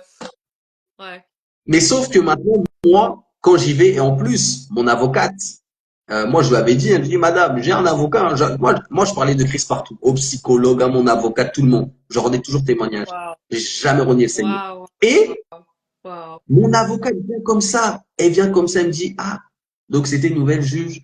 Et la personne qui était passée avant moi, en fait, l'avait condamné à 20 ans. En fait, à une lourde peine. Et en gros, on me disait, en gros, ah, la juge Elle est sévère. Bientôt ton Attends, tour. moi, quand j'entends ça, c'est comme si moi je me retourne, je regarde le Seigneur, je dis non Seigneur, c'est pas possible. En fait, je peux pas douter. Moi, j'ai tellement foi, je sais en qui j'ai cru que moi-même je me suis retourné comme si je voyais le Seigneur. Donc j'étais dans une cérésière, une petite cellule, et je commence à intercéder. Amen. Et j'intercède tout au bout. J'étais là, j'ai dit non Seigneur, même si tout est obscur, il reste une petite lumière. J'intercédais en bloc. L'espoir de J'intercédais. Christ. Amen. Pendant 3 jours, c'était comme ça. Et on commence à sortir, expertise psychiatrique. Et moi, faut savoir qu'on n'a jamais su me statuer. Parce qu'en fait, mon profil, vu que j'étais jeune, il faut attendre un certain âge pour pouvoir, on va dire, vous définir. Et en fait, moi, il y avait un expert qui disait que non, il n'a pas de problème. D'autres disaient que j'avais des troubles de schizophrénie. Et l'autre disait que j'étais un psychopathe, en fait. Tout Donc, ça. ah oui, donc forcément, trouble de psychopathie, l'une des caractéristiques, c'est la manipulation. Ah Et oui. maintenant, ils commencent à faire le lien avec donc, comme ils disent, la religion, en disant que oui, il est devenu chrétien, mais qui vous dit que c'est pas une manipulation? Maintenant, moi, j'entendais tout ça là, et je suis porté dans mon cœur, je disais non, il n'y a rien qui va me faire douter, vous pouvez dire ce que vous voulez. Je sais à qui j'ai cru, moi. Et maintenant, il montre des photos, donc j'ai vu des scènes, et malheureusement, c'était vraiment une boucherie. Hein. Et, la personne s'est évanouie 2 fois, c'est-à-dire qu'elle pouvait vraiment mourir. Il y avait des bouts de sa chair qui sortaient. C'est le Seigneur qui l'a sauvé aussi. En me sauvant, il l'a sauvé, en fait, clairement. est-ce que j'allais dire même que c'était la grâce de Dieu également de le maintenir en vie, cette personne-là. Sinon, ça allait être plus grave. Ah oui. Ah ben là, sinon, je ne serais même pas là. C'était fini pour moi. Et, il faut savoir que maintenant, pendant 3 jours, c'était vraiment ça. C'était vraiment ta foi éprouvée. Ouf. Mais moi, j'avais une foi comme du roc. Je savais en qui j'ai cru. Et je rentrais en plus. Je faisais les trajets. Donc, tu rentres, tu dors. Et j'intercédais toujours. toujours. Et maintenant, on arrive au moment, à la fin des 3 jours. Et regardez, hein, encore une fois, comment le Seigneur, il était là. En fait, le Seigneur m'a défendu dans mon avocat. Il faut savoir que moi, on avait requis 8 ans de prison contre moi. Mais j'étais mineur aussi. Et en fait, on avait aussi dit que mon discernement était altéré. En fait, il y a l'abolition du discernement et l'altération. Sauf que l'altération ne joue pas en ta faveur. Parce que quand on dit que ton discernement est altéré, en fait, quand on dit que t'as des troubles de la personnalité, c'est pas comme psychiatrique. En fait, c'est pas en ta faveur. Sauf que ce jour-là, donc maintenant, après tout Mm. ça, mon avocate s'apprêtait à parler, la juge dit non, suspension. Donc, dernière pause. Mhm. Comme ça. Maintenant, ça veut dire que la dernière personne à passer, c'était mon avocate. Ils avaient tous parlé, avocat général, tous les experts. Juste une question pour ceux qui ne connaissent pas les termes juridiques comme moi. Quand on dit suspension, qu'est-ce que ça veut dire concrètement? Ah, suspension d'audience, bah, en fait, c'est comme une pause. Donc, Ok. tu peux voir ton avocate et donc Ok. c'est comme des délibérés, on va dire, ouais. D'accord. Ok, ça marche. Ok, c'est noté. Mm. Parce que ça dure plusieurs heures, notamment pour d'assises. En fait, ils sortent tous les éléments. Et donc, moi, il y avait une dernière suspension qui devait pas y avoir, en fait. Il restait que mon avocat. Mais c'était le Seigneur. Et maintenant, c'était la dernière suspension. Je me suis mis à intercéder du Seigneur et j'étais toujours là. Seigneur, parle, défends-moi au travers de mon avocate. Mon avocate, elle a parlé comme elle a jamais parlé. En fait, elle m'a défendu pas sur cette affaire. Elle m'a défendu sur toute ma vie. Et elle a parlé même en tant que femme. Elle arrive, elle a dit, écoutez, vous dites que c'est un psychopathe, mais même nos présidents, certains de nos présidents sont des Oh, psychopathes. Et en fait, ah oui, elle m'a défendu. Et en fait, moi, je la regardais, mais je voyais le Seigneur. incroyable. Et en fait, à la fin, pendant les 3 jours, ils ont vu donc l'ancien Antobédi. Mais voici à la fin, le visage même de la juge a changé. Elle a regardé au nouveau Antobédi. Ah, ah, ah, ah, ah, ah. Et à la fin, bah, parce que aussi c'était la justice, il fallait que je sois condamné. Mais en fait, elle m'a dit, en gros, c'est comme si elle m'a dit, bon, prouvez-nous que donc, prouvons-nous que vous avez, donc, que nous avons tort de pas vous croire. Mais elle l'a pas dit de manière comme ça. Elle m'a condamné. Donc après, j'ai pris 6 ans, mais il me reste, au final, je ferai juste un enfer. Mais Wow. elle a cru, en fait, elle a cru en toutes les preuves qu'il y avait, toutes les preuves des témoignages du Seigneur, parce que tout ça, c'était la grâce que, ah, il a changé. Et ensuite, bah, je retourne en prison. Mais moi, j'étais content parce que je disais gloire au Seigneur. Le Seigneur m'a défendu et j'ai été condamné, voilà, parce qu'il fallait qu'aussi je rende mes actes. Et maintenant, quand je rentre, c'est là où je suis passé de l'appel au salut, maintenant l'appel au service, pour laquelle le Seigneur, maintenant, je le sais. Et quand je rentre, moi, qu'est-ce que je fais? Donc, on me change de bâtiment, parce que il y a plusieurs bâtiments, donc là, on me change parce que mon statut est condamné. Maintenant, dès que j'arrive dans ma cellule, je dis Seigneur, ok, là c'est bon, mais moi je continue encore. J'ouvre ma Bible, paf, je continue encore mes lectures. C'est-à-dire, je voulais, parce que en fait, je savais que j'étais mis à l'épreuve où en gros, c'est comme si on dit bon, maintenant regarde, tu as été condamné. Est-ce que tu vas abandonner ou est-ce que tu vas persévérer? Maintenant, moi j'étais déterminé. J'ai dit non, j'ouvre ma Bible, paf, j'ai encore ma Bible ici, hein. Elle est là, là. J'ai dit non, je C'est ce que continue. c'est exactement ce que j'allais dire. Excuse-moi de te couper, hein. J'allais exactement dire que ça, c'était le moment déterminant, en fait. C'est-à-dire, c'était le test. C'était, OK, pendant cette épreuve, tu as été condamné, mais voici, comment est-ce que tu vas réagir? Je te mets encore à part pour éprouver, pour voir.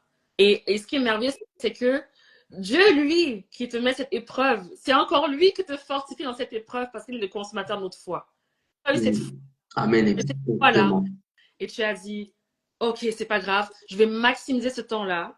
Waouh! Et je vais passer du temps avec mon avocat. Non, mais c'est incroyable. Et ça t'a permis aussi en fait, de travailler sur votre intimité, de le connaître davantage.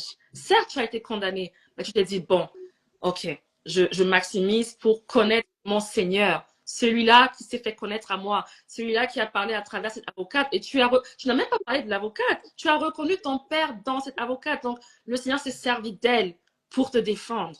Alors que j'imagine dans ta vie, personne ne t'a défendu. Au contraire, on t'a toujours accusé. On dit qu'il est comme ci, il est comme ça, il est comme ci. Et pour une première fois, il y a quelqu'un qui ne te connaît pas, qui te défend. En fait, tu pensais que c'était quelqu'un qui ne te connaissait pas, mais c'était le Père qui te connaît, qui a parlé à cette dame. Donc vraiment, c'est fou. Ah oui, oui, oui, oui. Et le Seigneur, il a fait plein de choses comme ça, hein, où vraiment, j'ai vu son intervention, mais vraiment de manière Wow. surnaturelle dans mes affaires judiciaires. Ah oui, oui, oui, vraiment. C'est pour ça que j'ai dit, je n'ai jamais douté de Dieu, moi, parce que je sais en qui j'ai cru.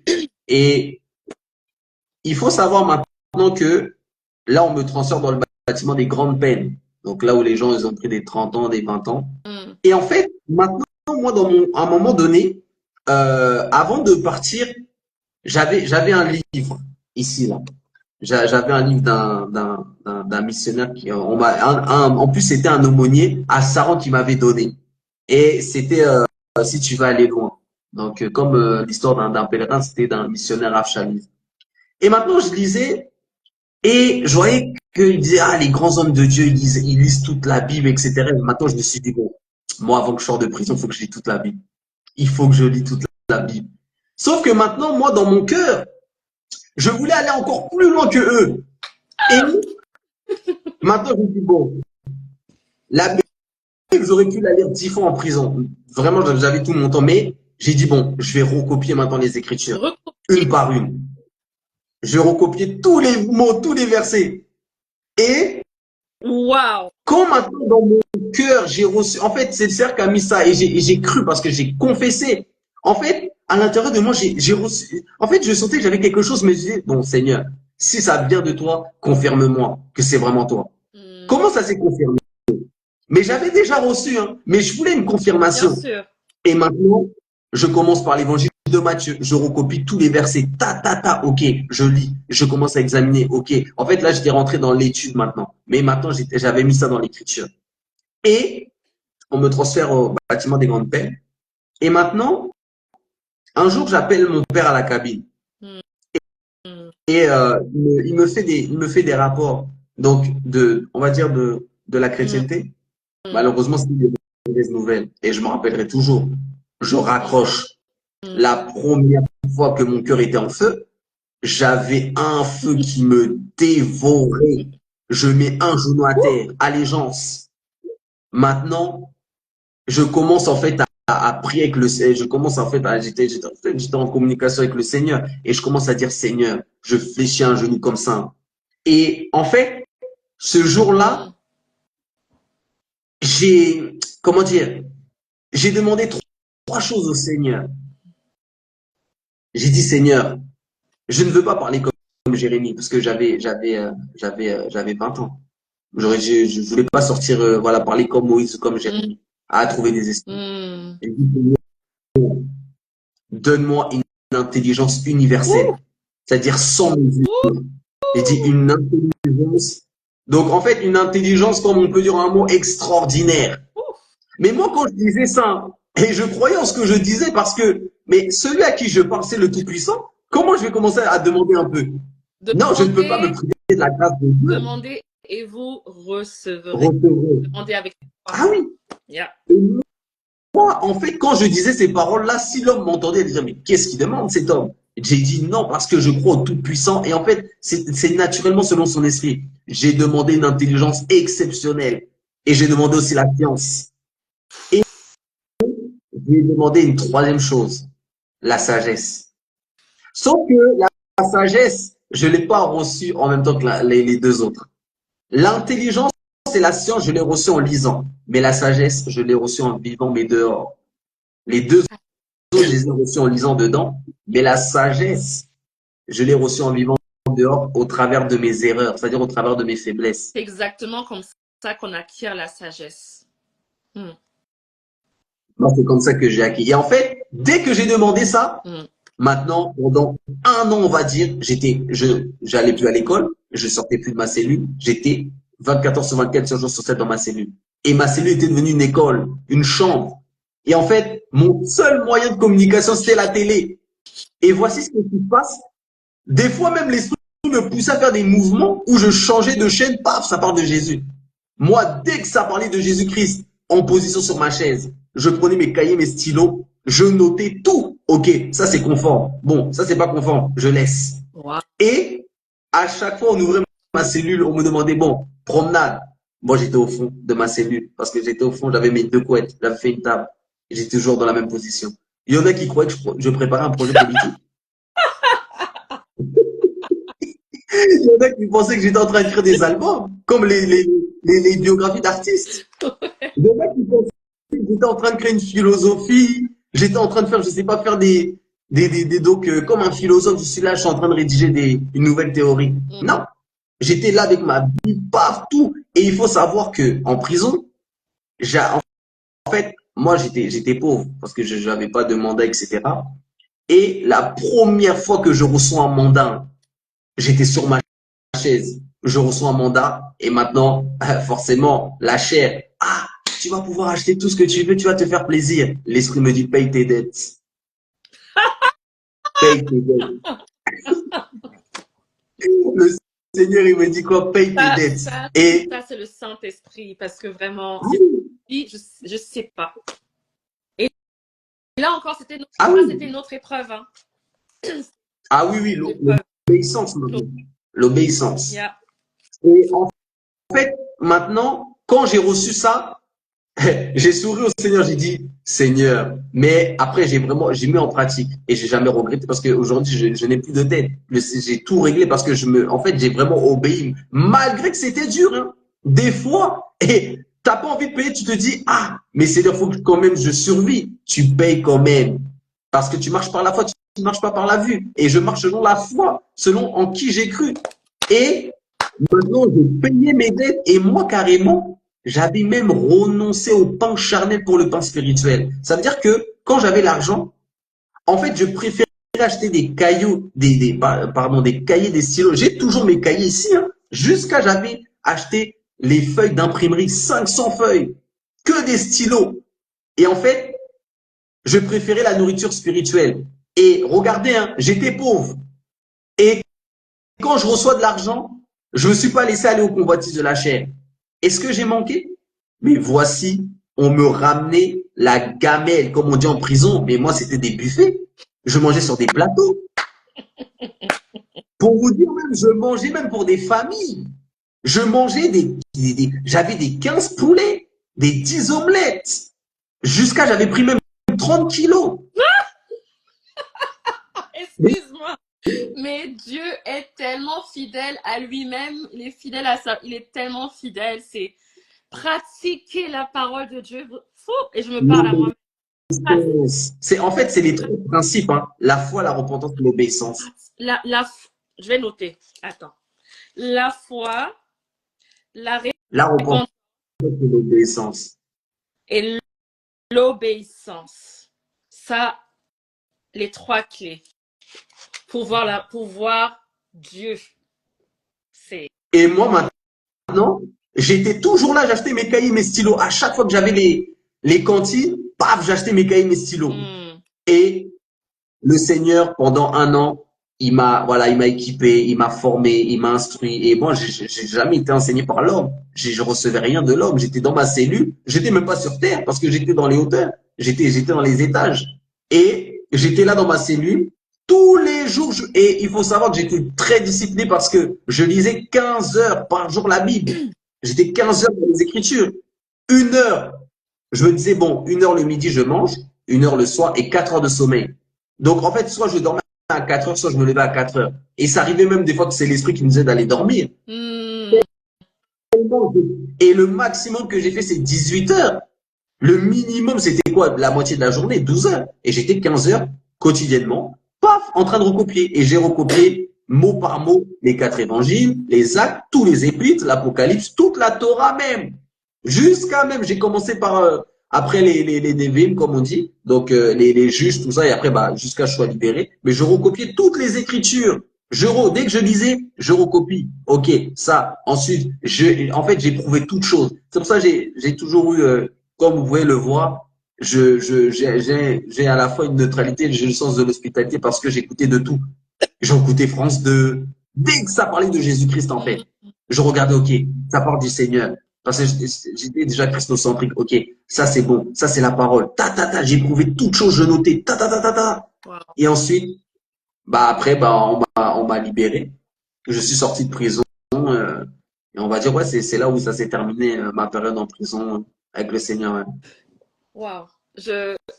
J'aimerais juste, j'ai pas les mots, très sincèrement, c'est magnifique. Dieu, il est, en fait, j'ai même pas les mots pour qualifier la grandeur de Dieu. En fait, les mots me manquent, clairement. J'ai pas les mots.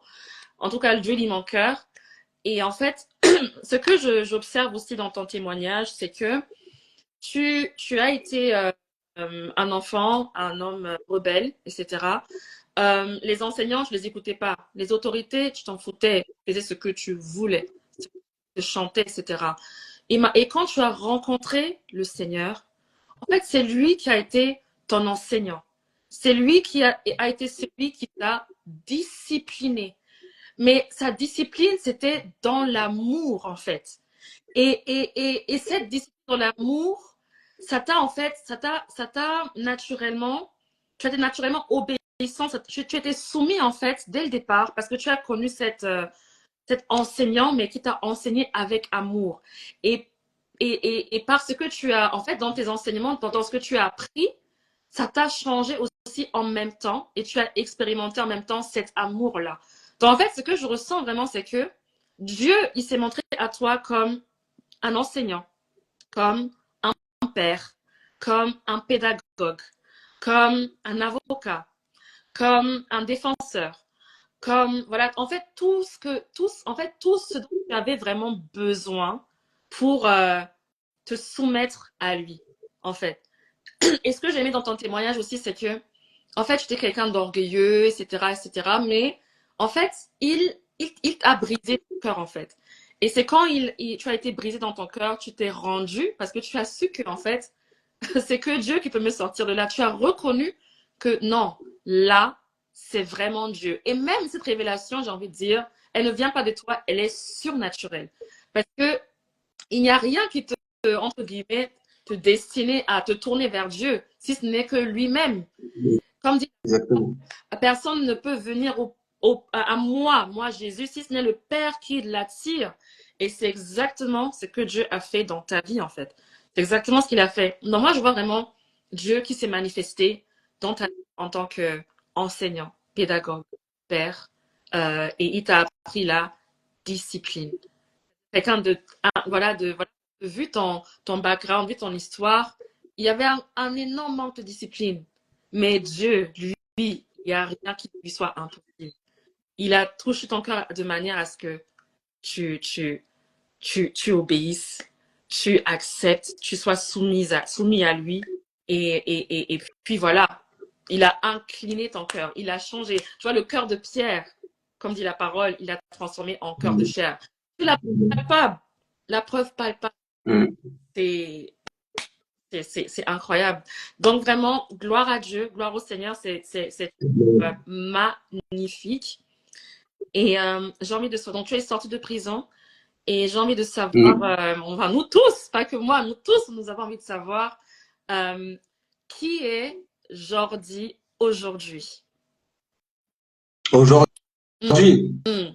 donc je rappelle de maintenant quand je suis sorti jusqu'à maintenant. Qui est Jordi aujourd'hui? Oh non, je veux dire en gros, en résumé, qui es-tu aujourd'hui? À quoi est-ce que le Seigneur t'a appelé? Voilà, qui es-tu aujourd'hui en Christ? Voilà. Bah, bah par la suite, moi, comme bah en Christ, on va dire là où j'ai commencé l'œuvre, là où bah on a commencé à me connaître. En fait, c'est parti d'où? C'est que moi de base, je voulais aller à l'armée. Je Mm, voulais partir dans la maison étrangère parce que je pouvais pas aller à l'armée classique à cause de mes antécédents mm, judiciaires. mm, Et mais en fait, je savais que je ne pouvais pas partir à l'armée parce que j'avais déjà l'appel du Seigneur. Donc je savais déjà j'ai un appel itinérant, j'ai un appel dynamique. Donc je savais déjà en fait. Et je mm, ne me voile pas la face. mm, Et au moment où je me fais recenser, parce que quand j'avais 16 ans, j'étais en prison. Et au moment où je me fais recenser, donc parce qu'à un moment donné, j'habitais à Vincennes. et c'était là-bas où je me suis recensé. Et en fait, c'est là où j'ai commencé à aller sur TikTok, on va dire. Mm, Je suis parti parce qu'on m'avait dit, en gros, bah, c'est un réseau qui est viral. mm. Et quand je suis parti dessus, c'est là où bah, le Seigneur m'a fait rencontrer des frères et sœurs Amen. qui avaient de Amen. l'influence.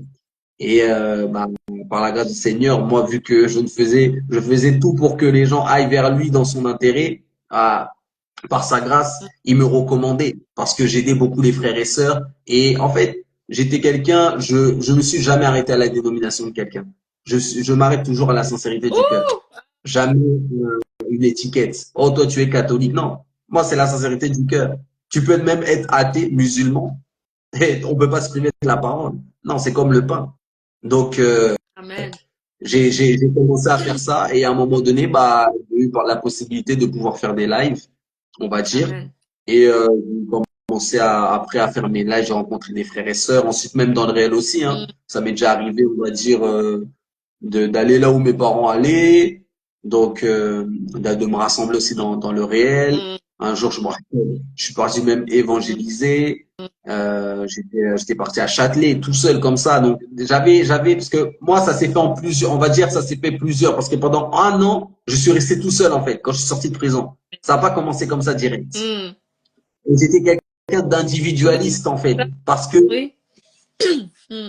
j'avais gardé, on va dire, malheureusement, en fait, la pensée carcérale. C'est-à-dire, j'étais quelqu'un qui était que sur moi-même. En fait, je voulais rester qu'avec le père. Sauf que, c'est pas que le père ne m'aimait pas, voulait pas avec lui, mais je t'ai sauvé, mais maintenant, sers-moi. Je veux me servir de toi, en fait. Amen. Amen. C'est mm, Et, bah, je recevais, on va dire, des conseils, surtout de mes parents selon la chair, qui me disaient, en fait, mais ouvre-toi, sociabilise-toi. Mais le Seigneur m'utilisait déjà hein, dans les dons spirituels, les paroles de connaissance, etc. Je les enseignais, mais en fait, il fallait que je me sociabilise. Et en fait, au moment où voilà, j'ai commencé à me sociabiliser, c'est là où le Seigneur a commencé à se servir de moi pour son œuvre, tu vois. Amen. Amen. C'est là où, Bah, c'est ça en fait, parce que nous sommes un corps, voilà, en Christ, et en fait, nous sommes tous interdépendants, voilà. Et le Seigneur, en fait, il va pas se servir d'une personne uniquement pour faire une œuvre. Ça sera vraiment un ensemble de plusieurs membres d'un seul corps. Donc c'est pour ça qu'il faut voilà, qu'on n'est pas, en fait, en Christ, il n'y a pas cette mentalité individualiste. C'est vraiment de la communauté. Parce que le Seigneur, voilà, il a déposé les dons à chacun selon l'esprit. Donc, en fait, on a tous besoin les uns des autres. On a besoin de nous édifier les uns les autres. C'est pour ça que, effectivement, sociabiliser, c'est très bien, c'est très important parce que c'est comme ça que le Seigneur fonctionne, en fait. Simplement, Dieu, il est le Père, le Fils, le Saint-Esprit. Notre Dieu est un Dieu communautaire. Les premiers chrétiens, ils étaient tous ensemble, avec tout en commun. Enfin, ça, c'est le modèle de Dieu, c'est d'être en communauté. Donc, effectivement, et c'est là, effectivement, quand on est en communauté, que les dons puissent se manifester. Pour donner un petit exemple, pour ceux qui se demandent, je ne connais pas mon appel, je ne sais pas pour à quoi le Seigneur m'appelle, en fait, commence à servir. Commence à servir et c'est là où tu verras quels sont tes dons, quels sont tes talents, à quoi est-ce que le Seigneur t'appelle. Et c'est quand on exerce les dons, parce que les dons, c'est quand on sert, c'est pas pour nous, c'est pour les autres.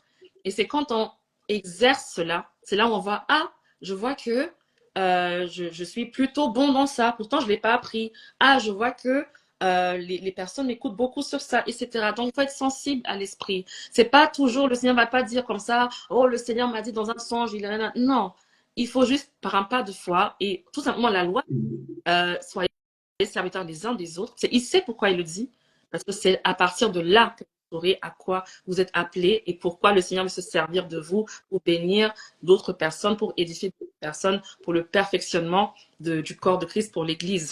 Et même pour ceux qui sont en dehors, hein, pas que nous, entre chrétiens. Le but, justement, c'est de ramener ceux qui sont perdus au Seigneur. Donc, c'est ça. Amen. Waouh. Waouh, waouh, waouh. Gloire à Dieu. Alors, dernière question, peut-être. Je ne sais pas s'il y a des questions. Enfin, on va vraiment prendre quelques questions, mais moi, j'ai une dernière question. Après, bon, je pense qu'elle est facile pour toi, mais voilà, pour que tout ça, ça sert de témoignage. Hein, ça sert de témoignage. Qui est Jésus pour toi? bah, il est déjà, comme j'aime bien dire, il est ma raison d'être. Et je suis sa volonté de faire. C'est beau. Donc, il est mon Sauveur, il est mon roi, il est mon Père, il est mon Seigneur et Sauveur, il est ma vie. Parce que souvent je dis, je n'ai pas donné ma vie à Christ, mais j'ai reçu la vie en Amen. Christ. Je vais donner mon cœur. Donc, il est, il est tout. Il est vraiment ma, ma, ma raison. Par lui, je suis, pour lui, je suis. Wow. Hmm. Amen. Il est tout ce que je suis, en fait.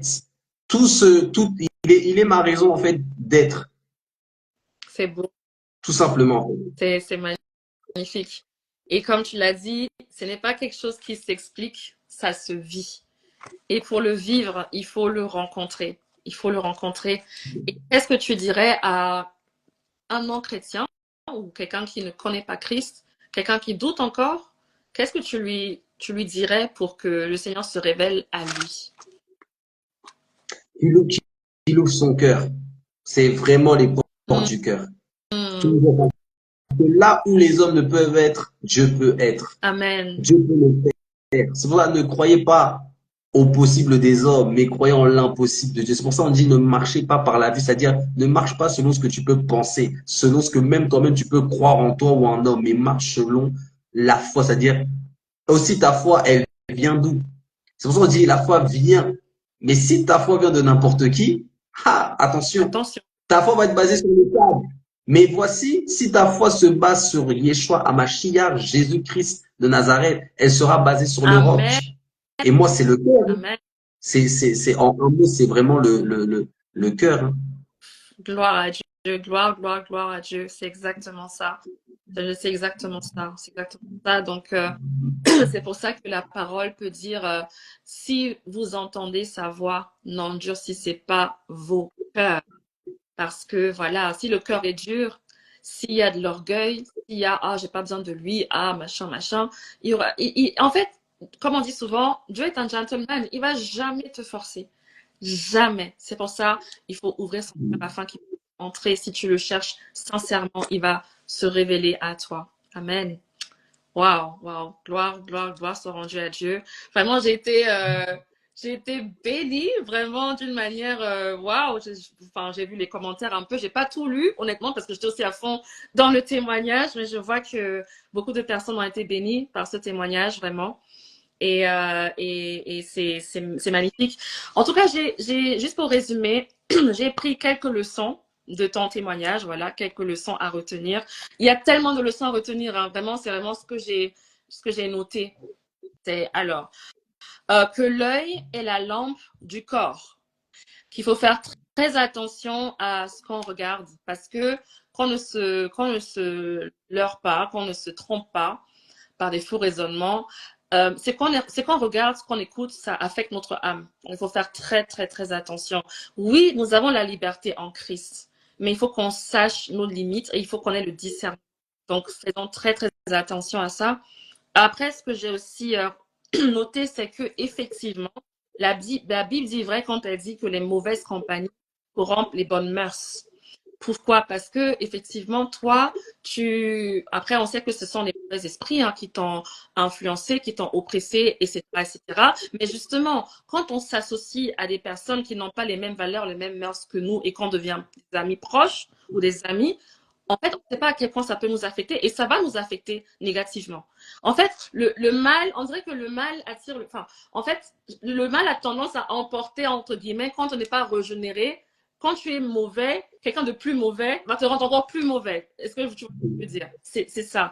Donc, en fait, les mauvaises compagnies corrompent les bonnes mœurs. Il faut faire très attention à notre entourage parce que nous ne savons pas à quoi ça peut conduire. Donc, écoutez vos parents. Voilà, parenthèse. Et puis, voilà. Et aussi, tu as aussi dit quelque chose par rapport à la haine. Donc, en fait, il faut vraiment qu'on garde notre cœur. Quand la haine commence à se développer, vraiment, il faut faire très, très attention parce que, justement, tout commence dans le cœur. Le Seigneur Jésus pouvait dire que dès lors où déjà tu es ton frère, tu as déjà commis le meurtre, en fait. Pourquoi Jésus dit ça? Tu n'as pas commis le meurtre, on va dire là, enfin, physiquement, mais en fait, le péché a une racine. Voilà. Et les circonstances font sortir, en fait, tout simplement ce qu'il y a déjà dans le cœur. C'est pour ça qu'il faut garder son cœur. Il faut tout faire pour ne pas atteindre le niveau de haine. Parce que la haine, c'est une courte folie, en fait. La haine peut tout faire. La haine, enfin, peut tout faire. Peut faire des pires choses qu'on risque, malheureusement, de regretter. Donc, vraiment, à tous ceux qui m'écoutent, gardons nos cœurs. Si vous avez de la haine dans vos cœurs, demandez pardon à Dieu. Répentez-vous. Ne laissez pas cette haine germer, grandir, parce que elle est désastreuse. La haine, elle est désastreuse. Et ça ne vient absolument pas de Dieu. Donc voilà, attention de ne pas commettre le meurtre. Même si vous ne commettez pas de meurtre physique, ne pas commettre de meurtre dans son cœur. Parce que la haine, c'est un meurtre déjà. Ensuite, voilà, j'ai aussi noté, j'ai déjà parlé de ça, le cœur brisé, c'est-à-dire un sacrifice agréable à Dieu, c'est un cœur brisé. C'est un cœur brisé, c'est-à-dire un cœur qui reconnaît qu'il a besoin de Dieu. C'est pour ça que mon frère pouvait dire tantôt, en fait, quel conseil on peut donner à un non-chrétien pour que le Seigneur Jésus puisse se révéler à lui, c'est-à-dire ouvrez votre cœur en fait. Reconnaissez que vous avez besoin de Dieu. Reconnaissez que vous ne connaissez pas la vérité, que vous ne savez pas si Jésus est réel. Reconnaissez que vous ne savez pas ce qui se passe après la mort. Reconnaissez que vous avez besoin d'avoir des réponses. Et voilà, tout simplement reconnaître. Brisez votre cœur. En fait, c'est l'humilité. Humiliez-vous tout simplement et approchez-vous de Dieu et il vous donnera toutes les révélations qu'il faut parce qu'il veut vous sauver, justement. Et ensuite, j'ai noté que le secret, donc, enfin, le secret, c'est pas vraiment secret, mais comment dire? Le Seigneur, il est sensible à notre foi, à notre repentance et à notre obéissance. Ah oui, si vous voulez voir Dieu agir, se manifester, la foi, c'est clair, Dieu se manifeste par la foi, par la repentance. Quand un cœur sincère se répand, Dieu, il se révèle, Dieu, il agit, Dieu, il se montre. Et l'obéissance, en fait, c'est la manifestation de l'amour de Dieu, de l'amour qu'on a pour Dieu. Parce que la parole de Dieu dit, si vous m'aimez, gardez mes commandements. Ça veut dire l'obéissance. Donc, quand on obéit à Dieu, c'est son langage d'amour. Voilà. Donc, c'est ça. Et aussi, tu as dit quelque chose en dernier que j'ai beaucoup aimé. Ne vous fiez pas à ce que l'homme appelle impossible, mais fiez-vous à ce que Dieu appelle possible. Quelque chose comme ça, je paraphrase. J'ai beaucoup aimé ça et ça revient encore à la fois. Vraiment, regardons à Dieu. Regardons pas aux réalités qu'on peut voir comme ça. La réalité n'est pas toujours la vérité. La vérité, c'est que la parole de Dieu dit, ce que Dieu dit. C'est ce que Dieu dit qui compte. Donc voilà ce que j'ai retenu en tout cas de. Il y a eu plein de trucs. Genre, on peut encore rester jusqu'à très longtemps, mais bon, je ne veux pas te retenir trop longtemps ni les autres, etc. Je sais pas si voilà. Mais en tout cas, très riche comme témoignage, très riche. J'étais richement bénie. J'ai une dernière question à te poser avant qu'on ne clôture. Parce qu'en fait, il y a eu beaucoup de sujets sensibles qui ont été mentionnés ici ce soir. Donc du coup, je me sens quand même dans l'obligation de te demander. Parce que moi, j'ai l'habitude de faire des replays, en fait, de les laisser sur mon profil, du coup aussi sur ton profil, pour que les personnes puissent revoir, etc. Est-ce que tu veux qu'on garde ce live en replay ou pas? Tu es libre, vraiment. Et je respecterai tout à fait ton choix et voilà. Bien évidemment. D'accord. Ok. Gloire à Dieu. Gloire à Dieu. Gloire à Dieu. Très bien. Ok, très bien. Alors, je regarde juste si... Ok, bon. Vous avez droit à une question ou deux. Mais ma sœur, je crois, il y a des dysfonctionnements parce que ton image, je sais pas si je vois la même chose mais il y a des dysfonctionnements devant les pixels. Ah ouais? Ouais, des fois, l'image, il y a des dysfonctionnements, je sais pas qui. Ah d'accord. Bah, en tout cas, moi, je me vois clairement, mais bon. Ah ouais? Ouais, c'est bizarre. Ah, peut-être le Et réseau, là, ça hein. va mieux ou pas? Et les autres, dans les commentaires, vous me voyez en pixel ou vous me voyez clairement? Ah, je suis floue. Ah, Ouais, tu es tout, ah. voilà. Ouais, Bon, ouais, ouais. attendez, j'enlève en 5G. Bon, c'est pas grave. De toute façon, c'est déjà... Pardon, c'est pixelisé, c'est bizarre. Ok, bon. C'est la fin, en tout cas. Alors, il y a une question qui vient de tomber là dans le chat box. Hein? Bon, ça n'a rien à voir avec, ça n'a rien à voir avec le live. Honnêtement, ça n'a rien à voir avec le live. Alors, je vais lire quand même. Croit-il en l'amour homme-femme pour lui? Bon, je sais pas si tu veux répondre. Non, ça, c'est sûr, c'est par rapport au nom du célibat, ça. Ah, d'accord. Oh, bon, bah, ok, bon. Ok, ça c'est, voilà. On aura l'occasion d'en discuter, enfin, si le Seigneur le veut, bien sûr. Et Ah bah, voilà. Ok, bah, j'entends, je vais juste vite fait. Il y a eu beaucoup de commentaires. Je crois que c'est la première fois que j'ai eu autant de commentaires pendant un live. Je vais juste voir s'il n'y a pas une question, mais je pense qu'on a répondu à tout pendant ton témoignage. Bon, écoute, hein, je pourrais pas tout remonter. Alors, tu as un conseil, Anto Bédi? Un conseil? Ouais, bon, un dernier mot, voilà, un dernier mot pour clôturer. comment dire, la seule chose sur laquelle, par exemple, je pourrais revenir, c'est, voyez comment moi, Dieu m'a visité. Vous savez, souvent, par exemple, nous, on s'attend à attendre Dieu comme je vous parle là. Sauf que Dieu, il est en nous. Et c'est-à-dire que quand il est en nous, c'est pour ça qu'on dit l'esprit, c'est la pensée. Et quand on pense, on n'entend pas notre voix. Par défaut, tu parles en toi-même. Mais est-ce que tu es forcément obligé d'entendre ta voix? Donc, n'attendez pas que Dieu vous parle audiblement pour croire que, ah, Dieu m'a parlé. Tout se passe à l'intérieur, rentrez au-dedans de vous-même, et notamment la pensée. C'est la seule chose que je pourrais vraiment dire. Parce que je sais que c'est une question qui reviendra toujours. Amen, amen. Merci beaucoup, mon frère. Gloire à Dieu. Ok, je vais te demander de clôturer par la prière. C'est ce que j'ai l'habitude. Amen. Si tu peux prier, surtout pour ceux qui ne connaissent pas le Seigneur, pour ceux qui entendent parler pour la première fois, que le Seigneur les touche. Voilà. Et surtout, je pense à tous ceux qui vont regarder ce live en replay, qu'ils aient l'occasion, parce que souvent, quand tu découvres Christ, tu ne sais pas quoi faire après, qu'ils aient l'occasion de se repentir, de prier, qu'ils aient une prière inspirée pour se rapprocher du trône de grâce et obtenir le salut en Jésus. Amen, amen. Mm. Donc, je vais prier. Mm. Père, ô roi des rois, toi que je sers, toi qui m'as sauvé, qui me sauve et qui me sauvera. Seigneur, me voici. Voici, j'ai rendu témoignage de ta grâce et au travers de ce témoignage, la porte est rendue. Père, voici un jour tu m'as sauvé comme tu en as sauvé avant moi, mais voici d'autres aussi attendent Amen. ce jour-là. Père, que, en tout cas, toutes ces paroles soient vraiment des paroles d'esprit et de vie afin que quiconque ait l'oreille vraiment tendue. Mm. Oh, reçois ta parole qui est une semence, Seigneur, et en ton temps, oh, qu'elle porte du fruit. Père, regarde à tous ceux même qui sont retournés et vois ceux qui ne sont pas encore venus, Père. Mm. Oh, nous, autrefois, nous étions dans le monde. D'autres priaient pour nous. Voici nous, à présent, nous prions aussi Amen. pour les autres qui sont encore dans le monde. Père, je t'en supplie, regarde au cœur. Pardonne-nous des fois quand nous avons des mauvaises paroles, nous avons des mauvaises pensées. Oh Seigneur, pardonne-nous aussi dans nos égarements. Oh Seigneur, vois à toutes les personnes vraiment qui ont le cœur rempli de doutes, le cœur rempli de désespoir, là où les hommes ont déçu, Seigneur, là où certains ont besoin aussi de reconnaissance. Seigneur, c'est toi qui leur as fait exister. Si ce n'est pas toi, comment vont-ils trouver vraiment cette Mm. satisfaction? Nullement ils pourront la trouver.